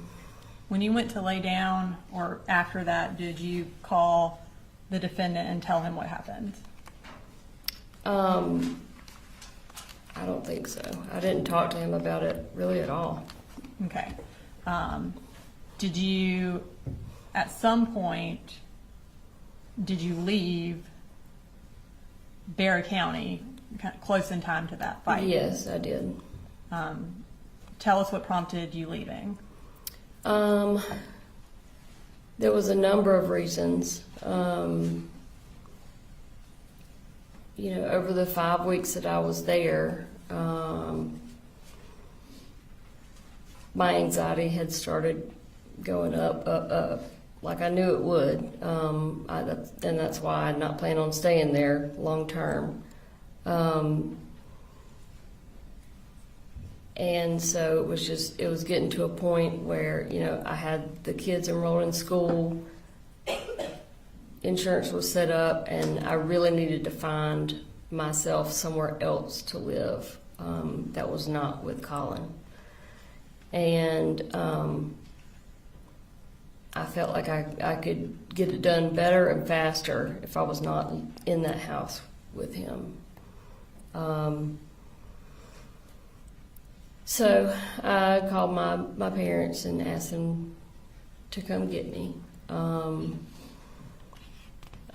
which they did.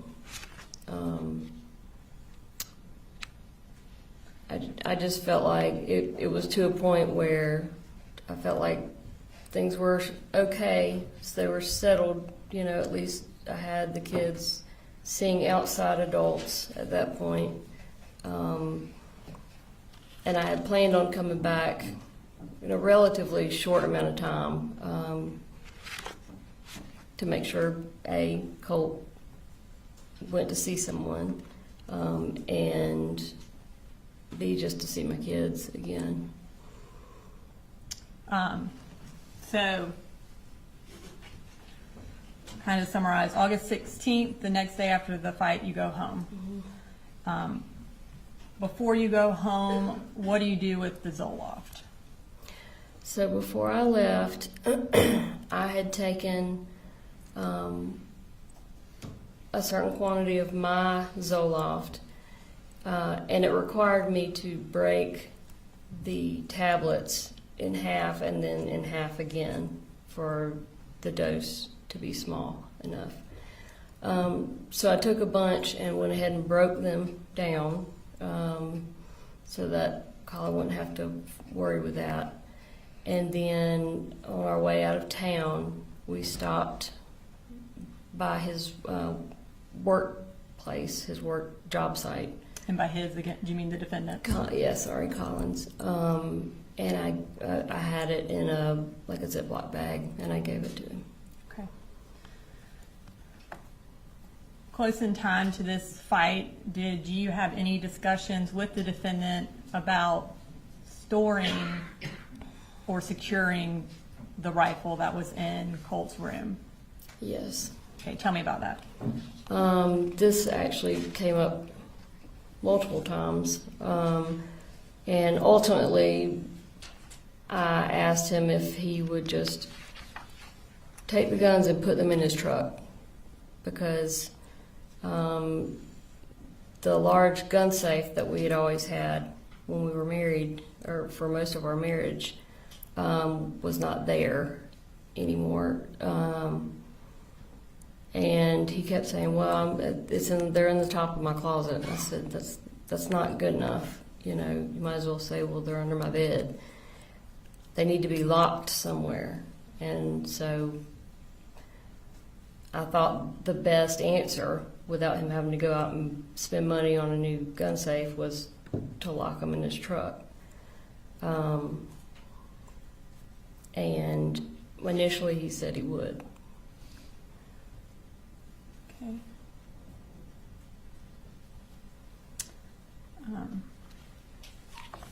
And circling back to Colt's anxiety issues, earlier you mentioned that you wanted to get him into an inpatient treatment place. At this time, I'm going to display some text messages between you and the defendant from State's Exhibit 156 from August 21st of 2024.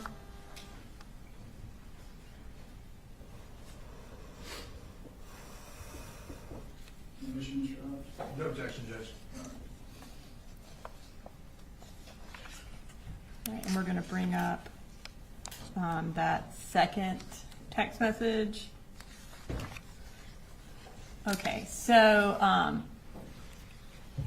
it says it's from My Pretty. Was that what Colin called you? He called me pretty girl.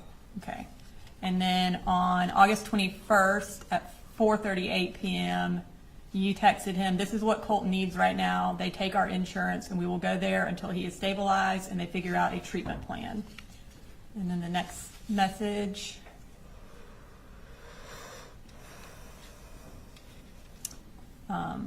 This is where you sent the defendant the website for Advantage Behavioral Health Systems Crisis Stabilization. And that was at that same time of 4:38.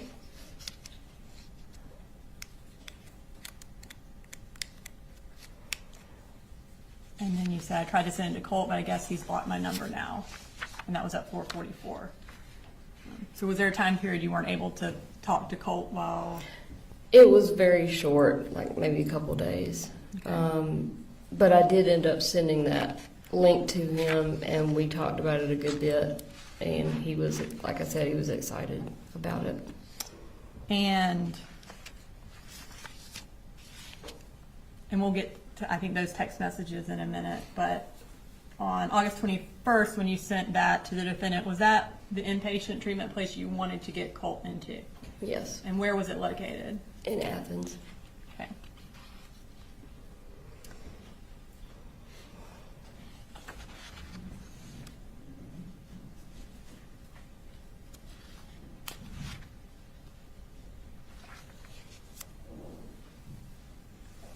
Okay. And when you sent that to the defendant, did he ever respond or follow up with anything related to that? No. Okay. When did you plan on taking Colt to Advantage Behavioral? So initially, we tried to set up several different times, but my mom had gone up, and she was going to go with Coley to take Colt, but she ended up breaking her hand and had to come home. So I think that was on like a Wednesday or Thursday.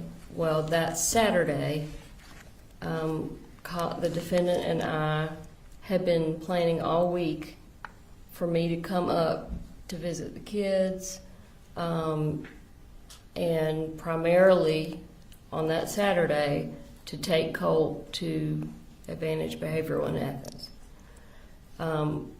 We had been talking about it really ever since I left. We had planned on doing some fun stuff, with the kids. And my mom had already my mom and I had called Advantage Behavioral, talked to them to find out, as far as intake of patients, what we needed to do, who needed to be there, and so everything was ready. And then, And we'll get to that. I got a few Sure, more things before. sorry. So the plan was August 31st, that Saturday. And you mentioned that your mom came up that week. Did something happen at school that week that prompted your mom driving up there and y'all kind of wanting this to happen? My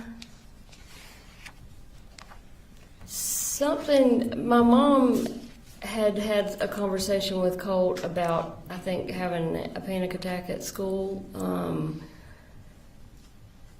For me, I mean, the urgency had always been there. I won't say that anything specific happened to make it more important. But when she broke her hand and had to come home, I was expecting before she came home, I was expecting Colt to have gone somewhere, be somewhere getting help.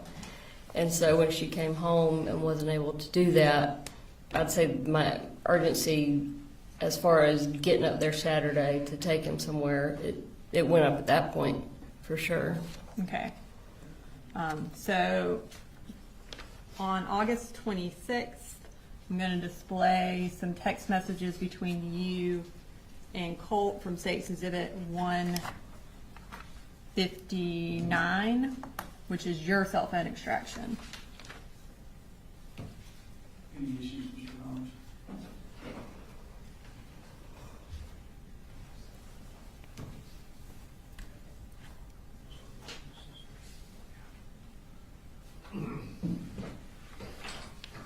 Judge, we would just object to the messages that are from Colt as hearsay.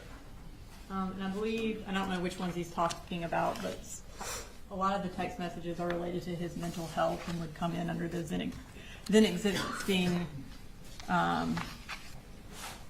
mental and impression.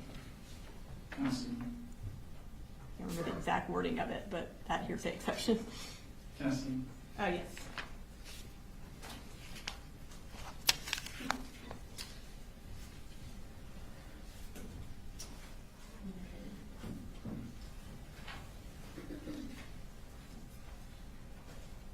All right.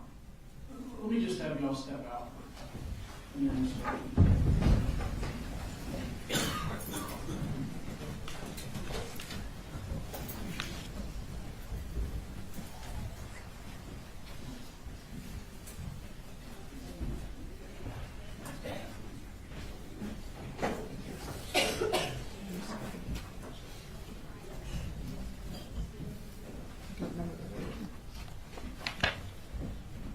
Condition.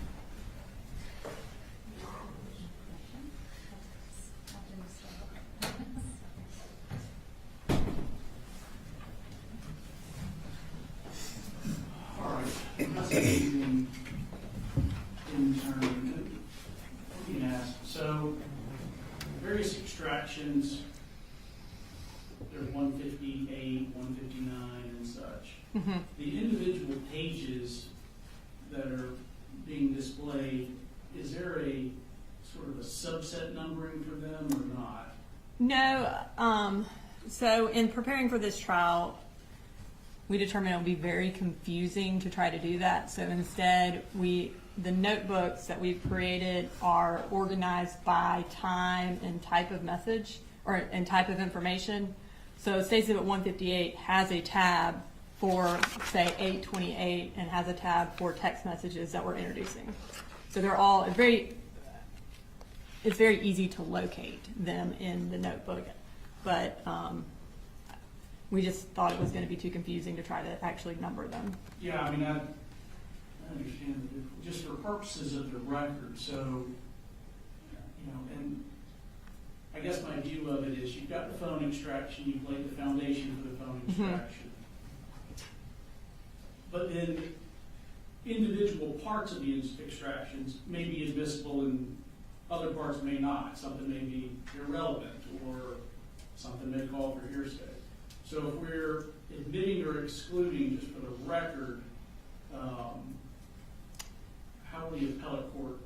Well, I think the binders are, like I said, they are notated by date and type of information. So these text messages are under State's Exhibit 158 in section August 28th under text messages.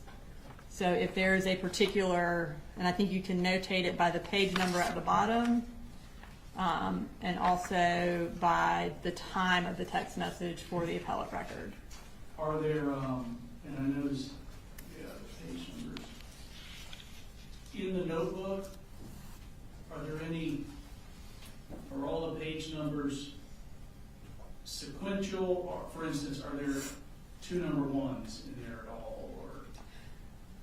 She said she So within each section, there may be 2 number 1s. But if you want, I mean, I have all of the text messages that I've introduced also separated. So if you want to make me to make a packet out of these and say for court's record, 1, we can do that, and we can put like a X over what wasn't displayed to the jury if you want to make it. I'm not attempting to create extra work for you. I understand. And we try to simplify it, like I said, because we didn't want to have 700 exhibits. So we did our best to make it easily accessible and simplified.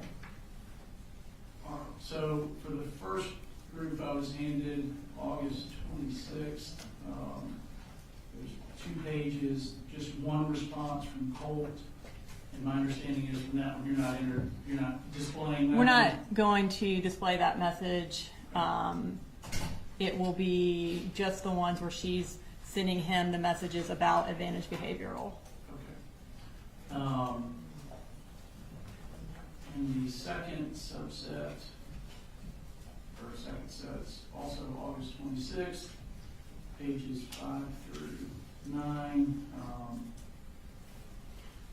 So Colt's responses,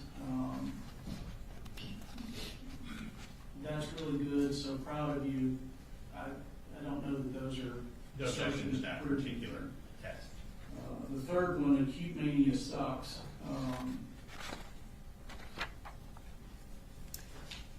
You have an issue with that one, Mr. Hobbs? Or? Just in that we believe it's being admitted into evidence to prove that he was suffering from acute mania. And the purpose of admitting that, one, would be to explain Marcee's text message where she later says that she heard about acute mania from the defendant. So it goes directly to what the defendant knew. So we have to have that message as context for that text message. And again, I do believe, in addition to that, it would be admissible under the hearsay exception for then existing mental condition, because it is showing his existing state of mind, his mental condition, that he believes he has acute mania. We're not introducing to prove he does have acute mania. He wasn't ever evaluated to show whether or not he had that. But his texting of it shows that he definitely has a deteriorating mental state. And then again, it puts in context when Marcee says, hey, your dad told me about it. And the whole defense is that the dad didn't know anything. So I think it would be 100% relevant. All right, you're saying that Mr. Gray told her somewhere in here that She responds to Colt's text, because Colt is like, how do you know about acute mania? And she's like, your dad told me about it. Like, your dad talked to me about it. So it's a prior consistent statement of hers regarding that. It's something that she is discussing at that time. And so we believe that text message puts it in context, and we do believe the other text message would be admissible for that purpose.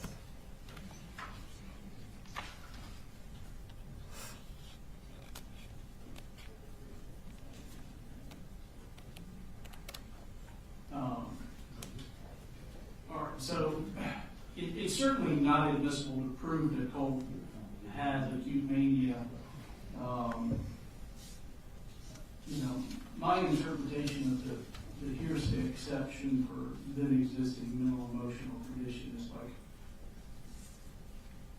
a describing of mental pain or physical pain, sort of like what we saw with I think the original messages from Colt.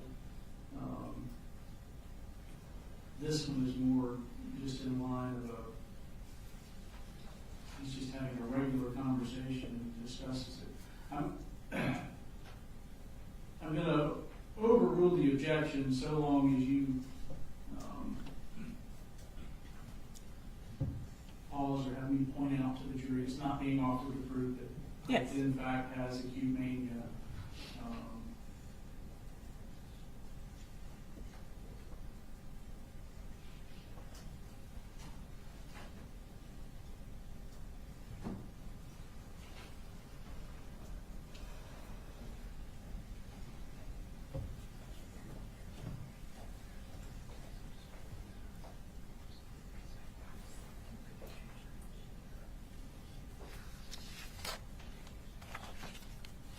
I just, my concern is that we have a lot of statements from someone who is not taking a witness stand, where there are potential dual purposes for the admission or exclusion of the statements. And I just want to make sure that we're not running into prejudice substantially outweighing the probative purpose of it.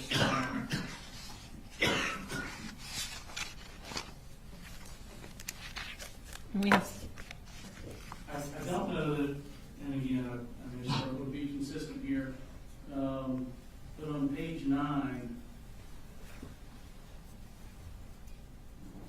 you know, I have a concern with Colt's response there. I don't have a copy of that. You have my copy, so can you? Yeah, I have a list on my computer of every self-diagnosed disorder I'm likely on the spectrum to have. Yeah, in that list of text messages, I think the only texts I'm going to show are where he says acute mania and where he asks Marcee if she has prior knowledge or if Mamu told her, and her response, which was, I have prior knowledge and your dad told me. Those are the 3 text messages, I believe, from that spread that we were going to show.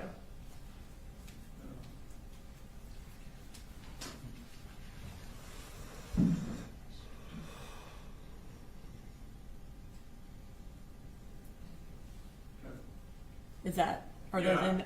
So I don't think I was going to show any other ones because that was the main point of that, is showing that she's communicating with the defendant. Okay, so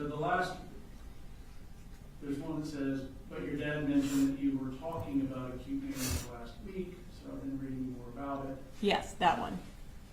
So the message below that I would exclude, which is the one I have a list on my computer of Yes. every self-diagnosed disorder.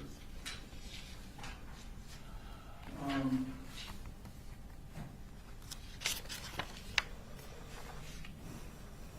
you know what on the third packet, do you know what it's like a screenshot of some image? Do you know what that is?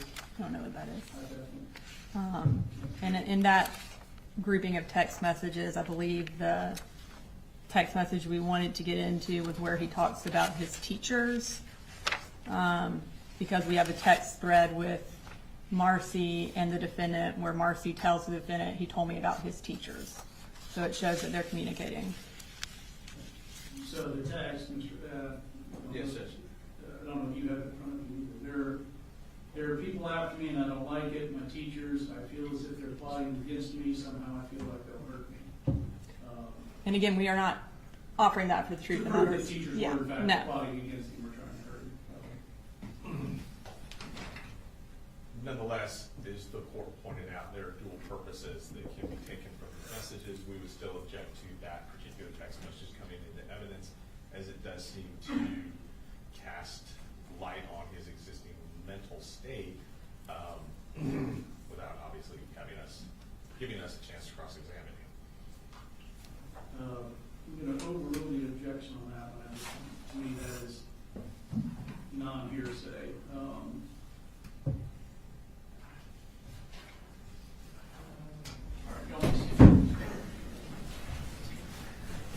Ladies and gentlemen, we'll go through a few messages and then we'll take a long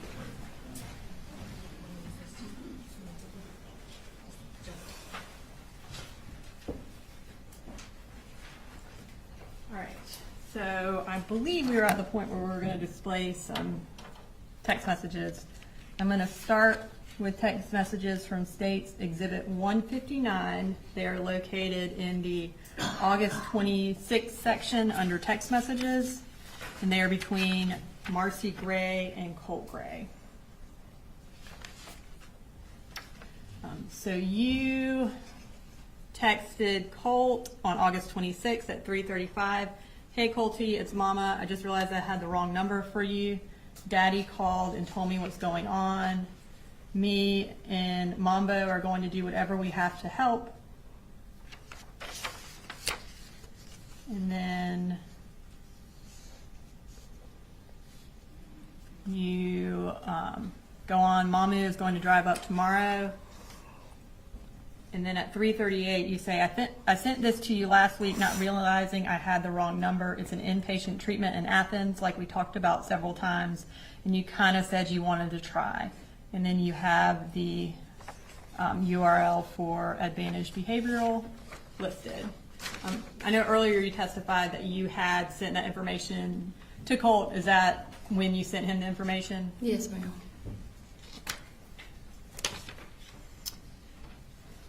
Okay. And then, had you and the defendant talked about acute mania as related to Colt? Yes. And what had the defendant told you? He had just told me about Colt telling him about it, and he also told me about what Colt had told him about his teachers. Okay. And I'm going to show what's also from States Exhibit 159 from the August 26th section in text messages. And we're going to start with a text message from Colt Gray to you at 3:47 where he says acute mania sucks. And ladies and gentlemen, just understand that's a message, as I understand it from Colt. It does not, it's not being offered to prove that he in fact has acute mania, just words he said. Okay. And at 3:47 you respond, acute mania is no joke. And then at 3:48 Colt says, did Mamu tell you or do you have prior knowledge? And at 3:50 you respond, but your dad mentioned that you were talking about acute mania last week, so I've been reading more about it since then. So it sounds like you and the defendant are talking about Colt's mental condition, is that, or mental health, is that accurate? Yeah, definitely. Okay, you mentioned he also, the defendant also talked to you about Colt's teachers. Yes, ma'am. I'm going to display some text messages from August 28th, which was also from your cell phone extraction. It states Exhibit 159, and they are in the August 28th section under text messages. And there is a text message from Colt to you at 1:52. Colt says, there are people after me and I don't like it. My teachers, I feel as if they're plotting against me. Somehow I feel like they'll hurt me. Okay. And then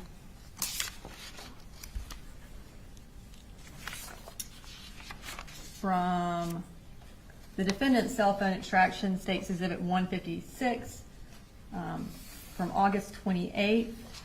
Under the text message section, there's some text messages between you and the defendant. We're going to go ahead and display those.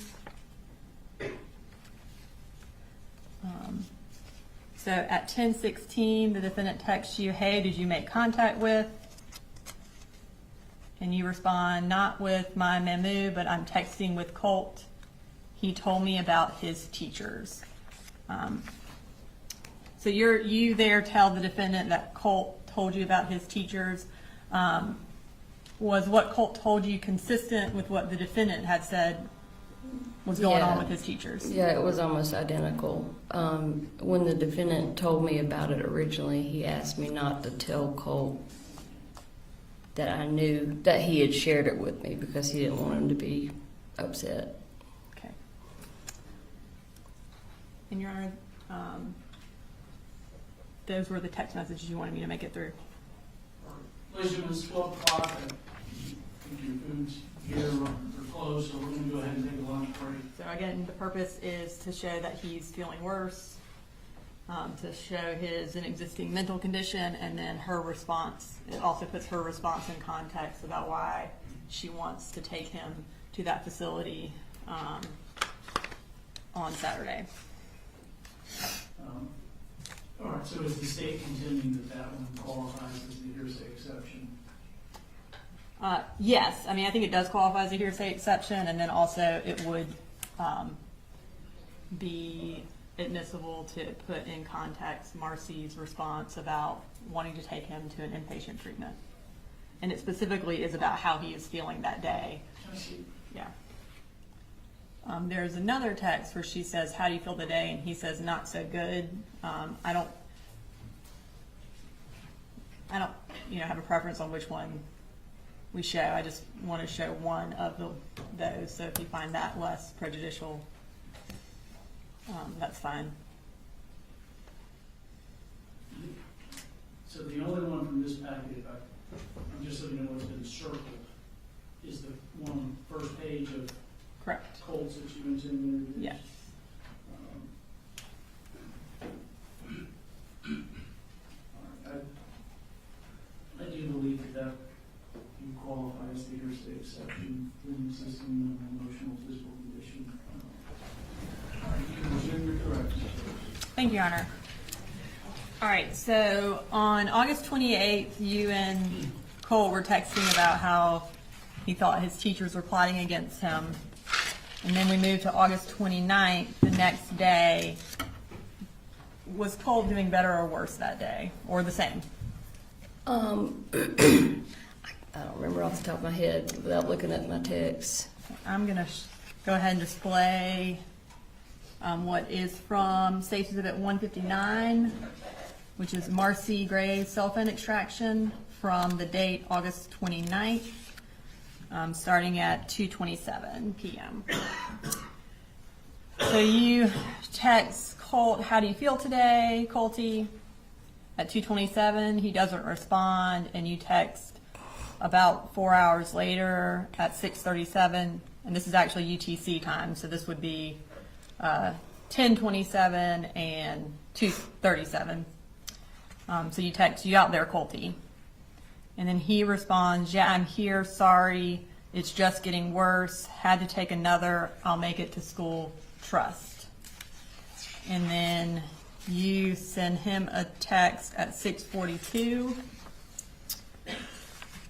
Mamu is going to bring me back up here on Saturday for a few days. That place I sent you in Athens is open on Saturdays.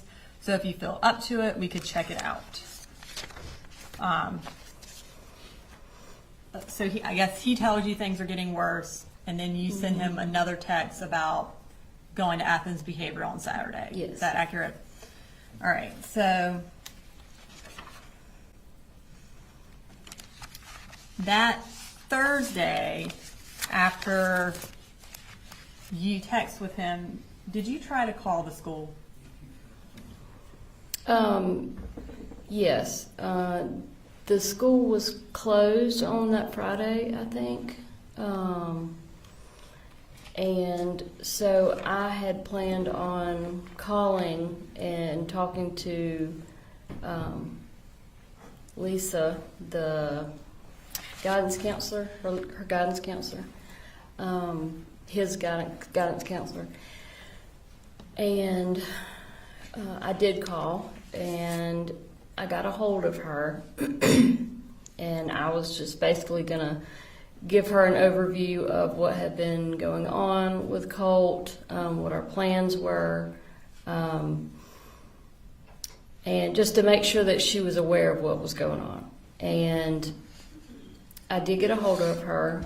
She was in the middle of talking with another parent, and I said, well, it's very important that I talk to you today. I don't want it to wait till next week. She said, give me your phone number and I'll call you back, I promise. She never called me back. And I'll go ahead and display those phone calls from the timeline from August 29th from your cell phone extraction. Looks like there was you called twice and you spoke to her one time. Yes, ma'am. Okay. All right. So that was Thursday the 29th.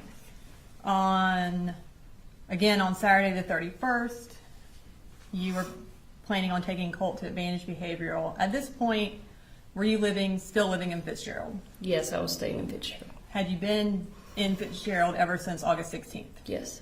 Okay. And Colin, did he have all of the children up here in Bexar County in his custody? Yes. Okay. So, tell me what the plan was for you getting to Bexar County to go to Athens Advantage Behavioral. So originally my mom was going to drive up to Winder with me. She broke her hand. So that plan was off the table. And so I had asked her if she would maybe meet Colin halfway so he wouldn't have to drive all the way down to Fitzgerald. At first she was going to do that, but again, her hand was really bad. And so I ended up asking Colin if he would drive the whole way to come and get me. Again, we had been planning all kinds of activities and stuff that we were going to do with the kids, and we're going to go to the Athens crisis on Saturday. And then out of nowhere, really Friday night, Colin's mood completely changed. He was not really even wanting to talk about the weekend. Then Saturday morning, he basically said he wasn't going to come get me. He didn't have money for gas, even though we had planned on doing all of these things that cost money, as well as my mom was always giving him gas money. So gas wasn't an issue. I don't know what the issue was, honestly. But he said he wasn't coming to get me, and then he went silent. He, again, with no texts, no calls. I was talking to the kids on their phones all weekend, but he basically ignored me the rest of the weekend. And you indicated that Friday night when y'all were talking, his mood changed. Did y'all get into kind of a verbal disagreement about something? Yeah, I think I want to say the guns came up again. The storage or putting away of the guns. And when you say that came up again, does that mean you were talking to him about putting the guns up again? Well, I asked if they were put up, and because he had said he was going to put them up. By put up, I mean lock them in his truck. And when I asked him about them, he got really defensive and angry, and basically said no, they weren't locked up. And I said, if you don't lock them up, I'm going to call in another wellness check with Barrow County. I'm going to have Boo Boo go in your bedroom and look and see if the guns are still in the top of the closet or whatever, out on the dresser. And Of course, that he didn't like that, so I'm sure that played into why he didn't want to come get me Okay. on Saturday. And at this time, I'm going to display text messages from August 31st that morning between you and the defendant. And they are in the August 31st tab of State's Exhibit 156 under text messages. So you send the defendant a text message at 10:24 that says, about to leave Fitz. Mammy isn't coming to stay because my daddy's birthday is tomorrow. Can you and Boo meet us halfway so she doesn't have to drive all the way up and back in one day with a broken hand? And then there was a phone call after that between you and the defendant. Is that where y'all talked, where he gave the gas money excuse? Probably, I'm not sure. I'm not absolutely sure what was said during that And conversation. then at 11:46, you send another text message to the defendant, or 11:35, that says, so that's it. You were prepared to spend money on gas and everything else to go to Lake Blue Ridge, but you can't spend the gas to drive 2 hours and pick me up. That's BS, and you know it. And then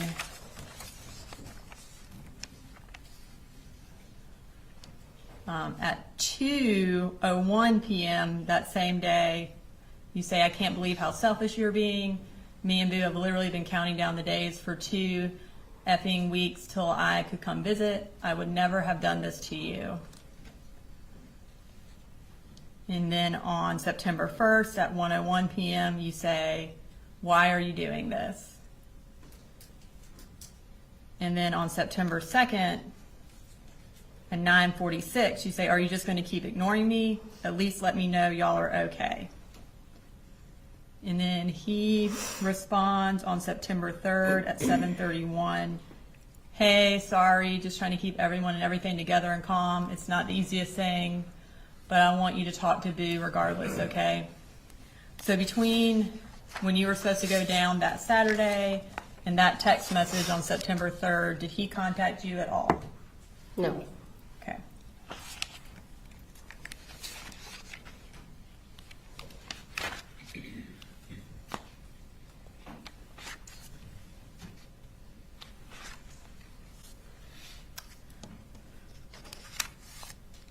So is it fair to say that you, up until that August 31st, you and the defendant had been communicating about your concerns about Colt and his concerns about Colt?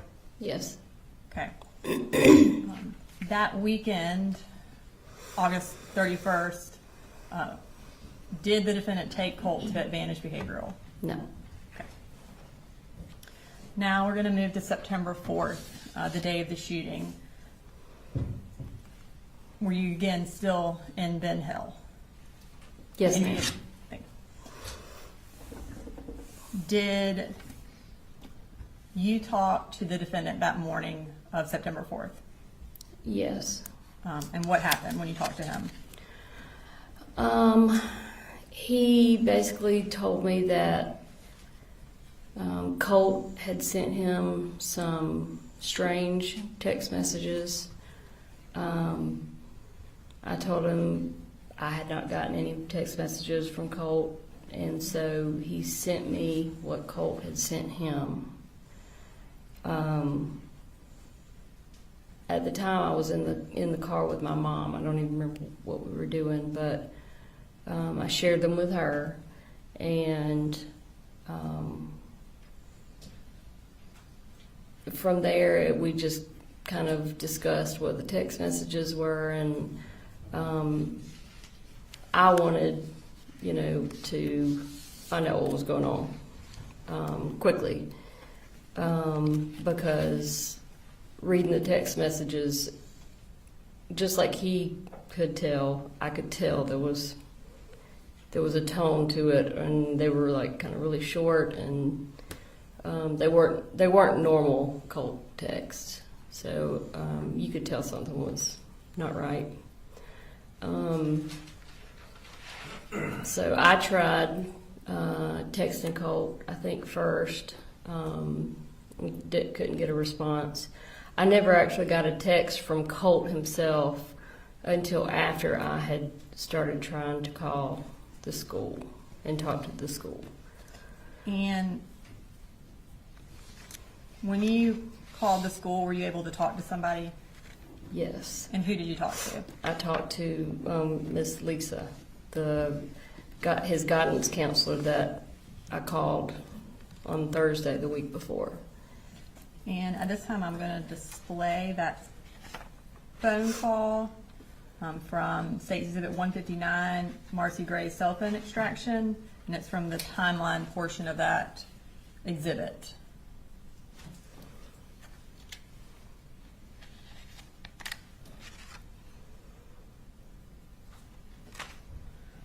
So you call the school at 9:50 a.m. and speak to Miss Butler for 8 minutes and 57 seconds. Yes, ma'am. Tell me what y'all talked about. Well, she started out by apologizing. She said that in the 30 minutes that she was with the other parents, that prior Thursday she had misplaced my phone number. So then I went ahead and just kind of covered some of what had been going on with Colt, told her about the anxiety, told her about some of the issues between him and his dad.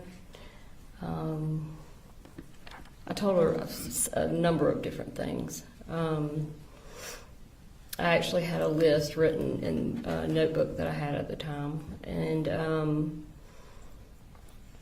then she went on to tell me that basically it was ironic that I had called her because his first period teacher had sent her an email saying that Colt had been asking questions about active shooter drills. This, like I said, was in the period prior to where he was at that time. When she told me that, I said, okay, well, we need to cut this phone call off right now, and y'all need to go locate my son and find out what's going on. Did you tell her that he had had access to guns? Yes, I don't remember how I worded it, but I did tell her about the guns in the house, and that him and his dad, enjoyed shooting guns at the gun range, and it was like a hobby. And so she said, okay, well, I'll see if I can't find somebody to track him down. And I didn't feel like I couldn't hear urgency in her voice. And I said, I need you to take this seriously. I need you to put down what you're doing, and you need to go find him right now, please. And so we got off the phone. And after you got off the phone, you said that Colt did text you. Yes, he did text me. He basically texted me almost exactly what he had originally texted his dad earlier.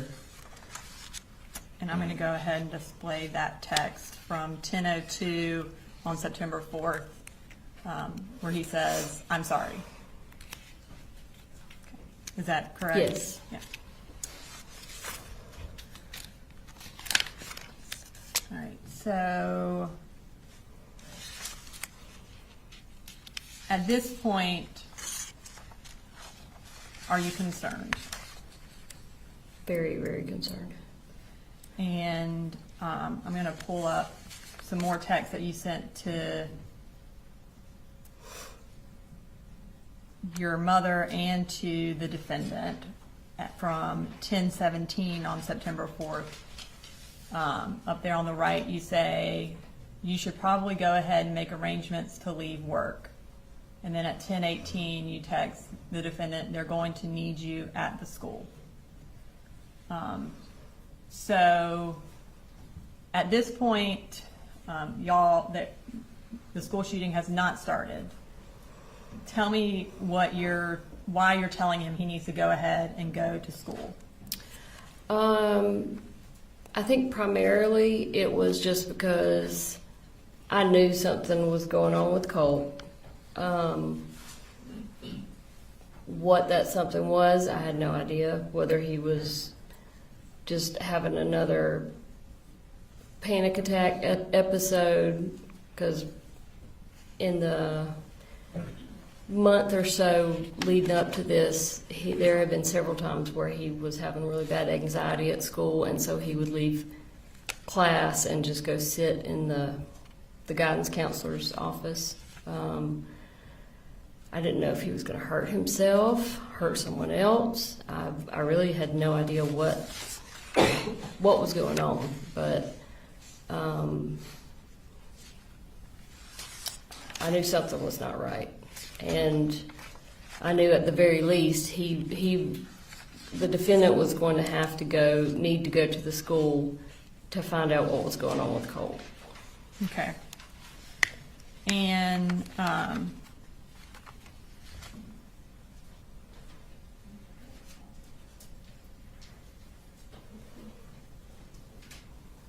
so, and you had some concern that he may have brought the gun to school, right? Honestly, that crossed my mind after I knew that they were having like active shooter stuff going on. I won't say that crossed my mind initially when I was reading the texts and stuff. Okay. My mind didn't immediately go to the gun. But eventually it did. Sure. And then at 11:32 that morning, you Google Apalachee High School active shooter.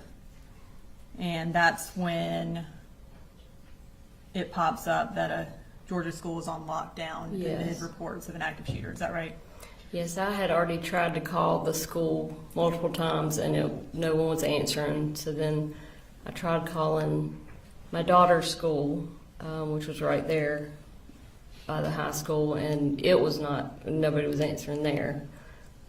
So that's when I Googled the. And when you Googled it and found that there was an active shooter, you sent the defendant a text message at 11:34, and it says it's already on the news. At that point, did y'all know what had happened?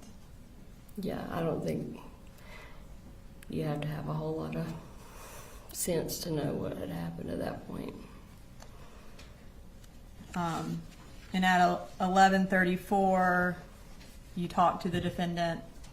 And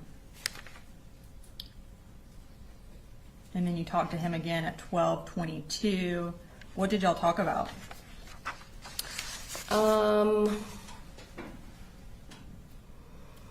Honestly, I probably couldn't tell you exactly what was said. Actually, I do know one thing that came up. I called him at one point to find out if he was at the school, if he had made it to the school or not. And he said, well, I didn't go to the school. I'm going to the house, or I'm at the house. And I said, why are you at the house? And he said, well, I said, you need to be at the school, you know.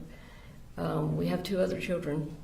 And he said he wanted to see if Colt's gun was at the house. During that phone conversation, did he express any concern for Colt's well-being? No.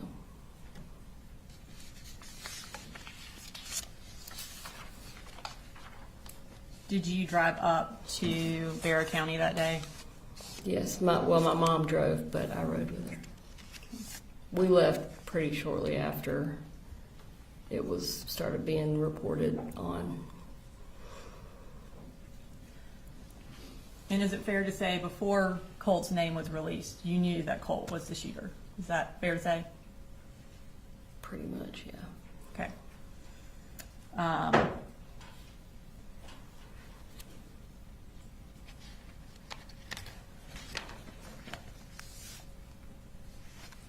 You mentioned earlier that you and the defendant, after you left and went back to Fitzgerald, y'all continue to communicate about Colt and the issues he was having. Is that correct? Prior to the shooting. One of those issues was that he wasn't going to school, right? Yes. Okay. I'm going to pull up from State's Exhibit 159 a search that you did on August 29th, which was a couple of days before that Saturday. We'll go back to the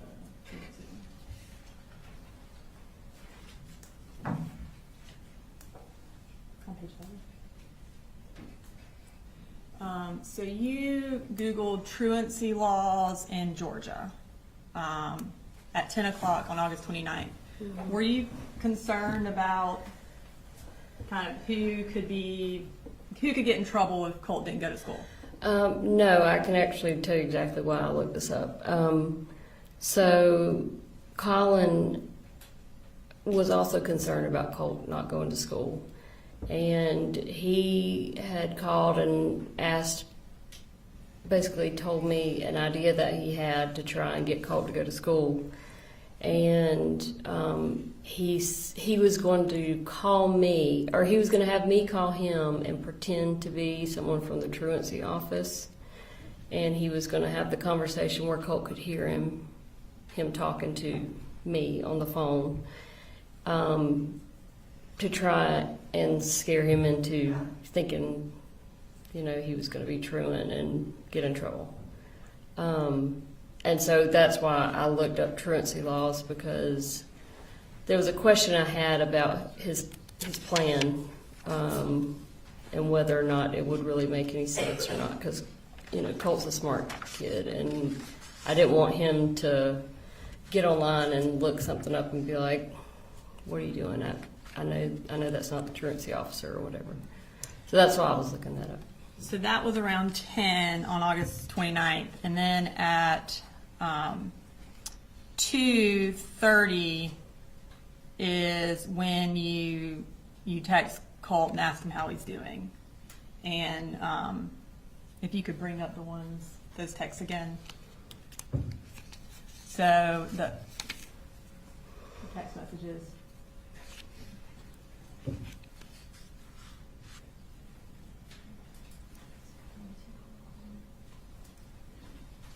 Page 25.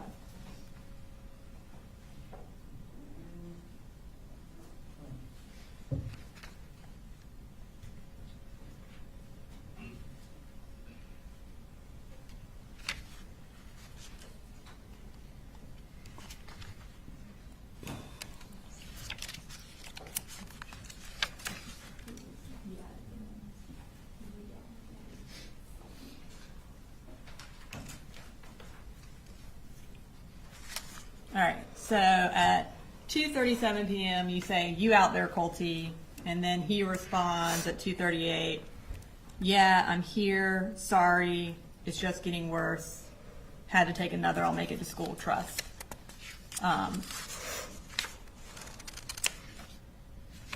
About 20 minutes later,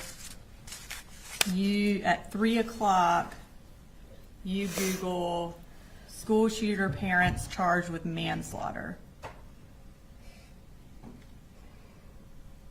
And then at 3 o'clock, you read an article that says what James Crumbly's manslaughter conviction means for parents.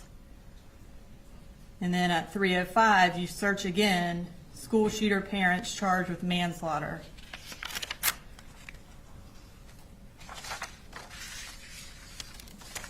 Tell me why you were searching that. They had just come out with a documentary about those parents, and Colt and I had actually watched it before I went home and had some discussions about it. And I think the actual reason I looked it up is because we didn't know what the outcome of it was. So you had seen a documentary with Colt before you went back to Fitzgerald Yes. about the parents. I think And- go ahead. Oh, sorry, and it talked about why the parents were charged. Ethan Crumbly's parents were charged? Yes. Okay. So if that's what the documentary was about, then why at 3:05 did you Google why were Ethan Crumbly's parents charged? If you learned that from the documentary. I have no idea. I mean, I obviously had more questions about it even after the documentary, you know. And then you went to an article that said what led to James and Jennifer Crumbly's guilty verdict and read that. Does that sound accurate? Probably. I mean, once you Google something, it comes up with a million different things, and just click on everything you see. Okay. And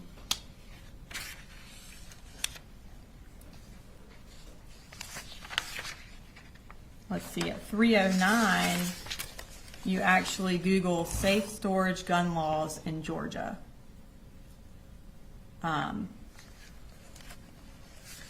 Why did you Google that? It could have been something that came from what I was reading about the Crumbly parents. It could have been me looking for a way to get Colin to store the guns legally. I don't know. I can't tell you exactly. Okay. Because the Crumbly parents were charged because they didn't secure their weapons, right? Yes. Mm-hmm. And Objection, Judge, the DA's testifying. I asked her if that was correct, and she said yes. I'm trying to give context for her searches. Objection, lead. Well, I think in this particular instance, I think it's okay to lead. Well, I'll sustain the legal objection. Ask another question. Okay. Next, you visited a website for safe storage gun laws in Georgia. Mm-hmm. So you were specifically looking up gun laws for Georgia. Can you tell us why you wanted to know about that? Probably because the guns in Colin's house were not being stored in any way. Okay. And then you went to a website that says secure storage or child access prevention required. So you went to a website specifically about preventing children from getting access to firearms. Yes. Was that the same reason you went to that website? Yeah, obviously. I mean, because my kids are in the house with the guns. So after you Googled why the Crumblies were charged with manslaughter and then also looked at safe storage laws in Georgia, you had a conversation with the defendant. And that would have been at 3:55 for 14 minutes. Surely you brought up what you had found out in that conversation. Is that accurate or not accurate? Probably. Honestly, I can't remember what we talked about. It depends on really the reason I was looking it up. You know, if I wanted to try and find something to convince him to lock the guns up, then yeah, I probably would have shared something with him. If it didn't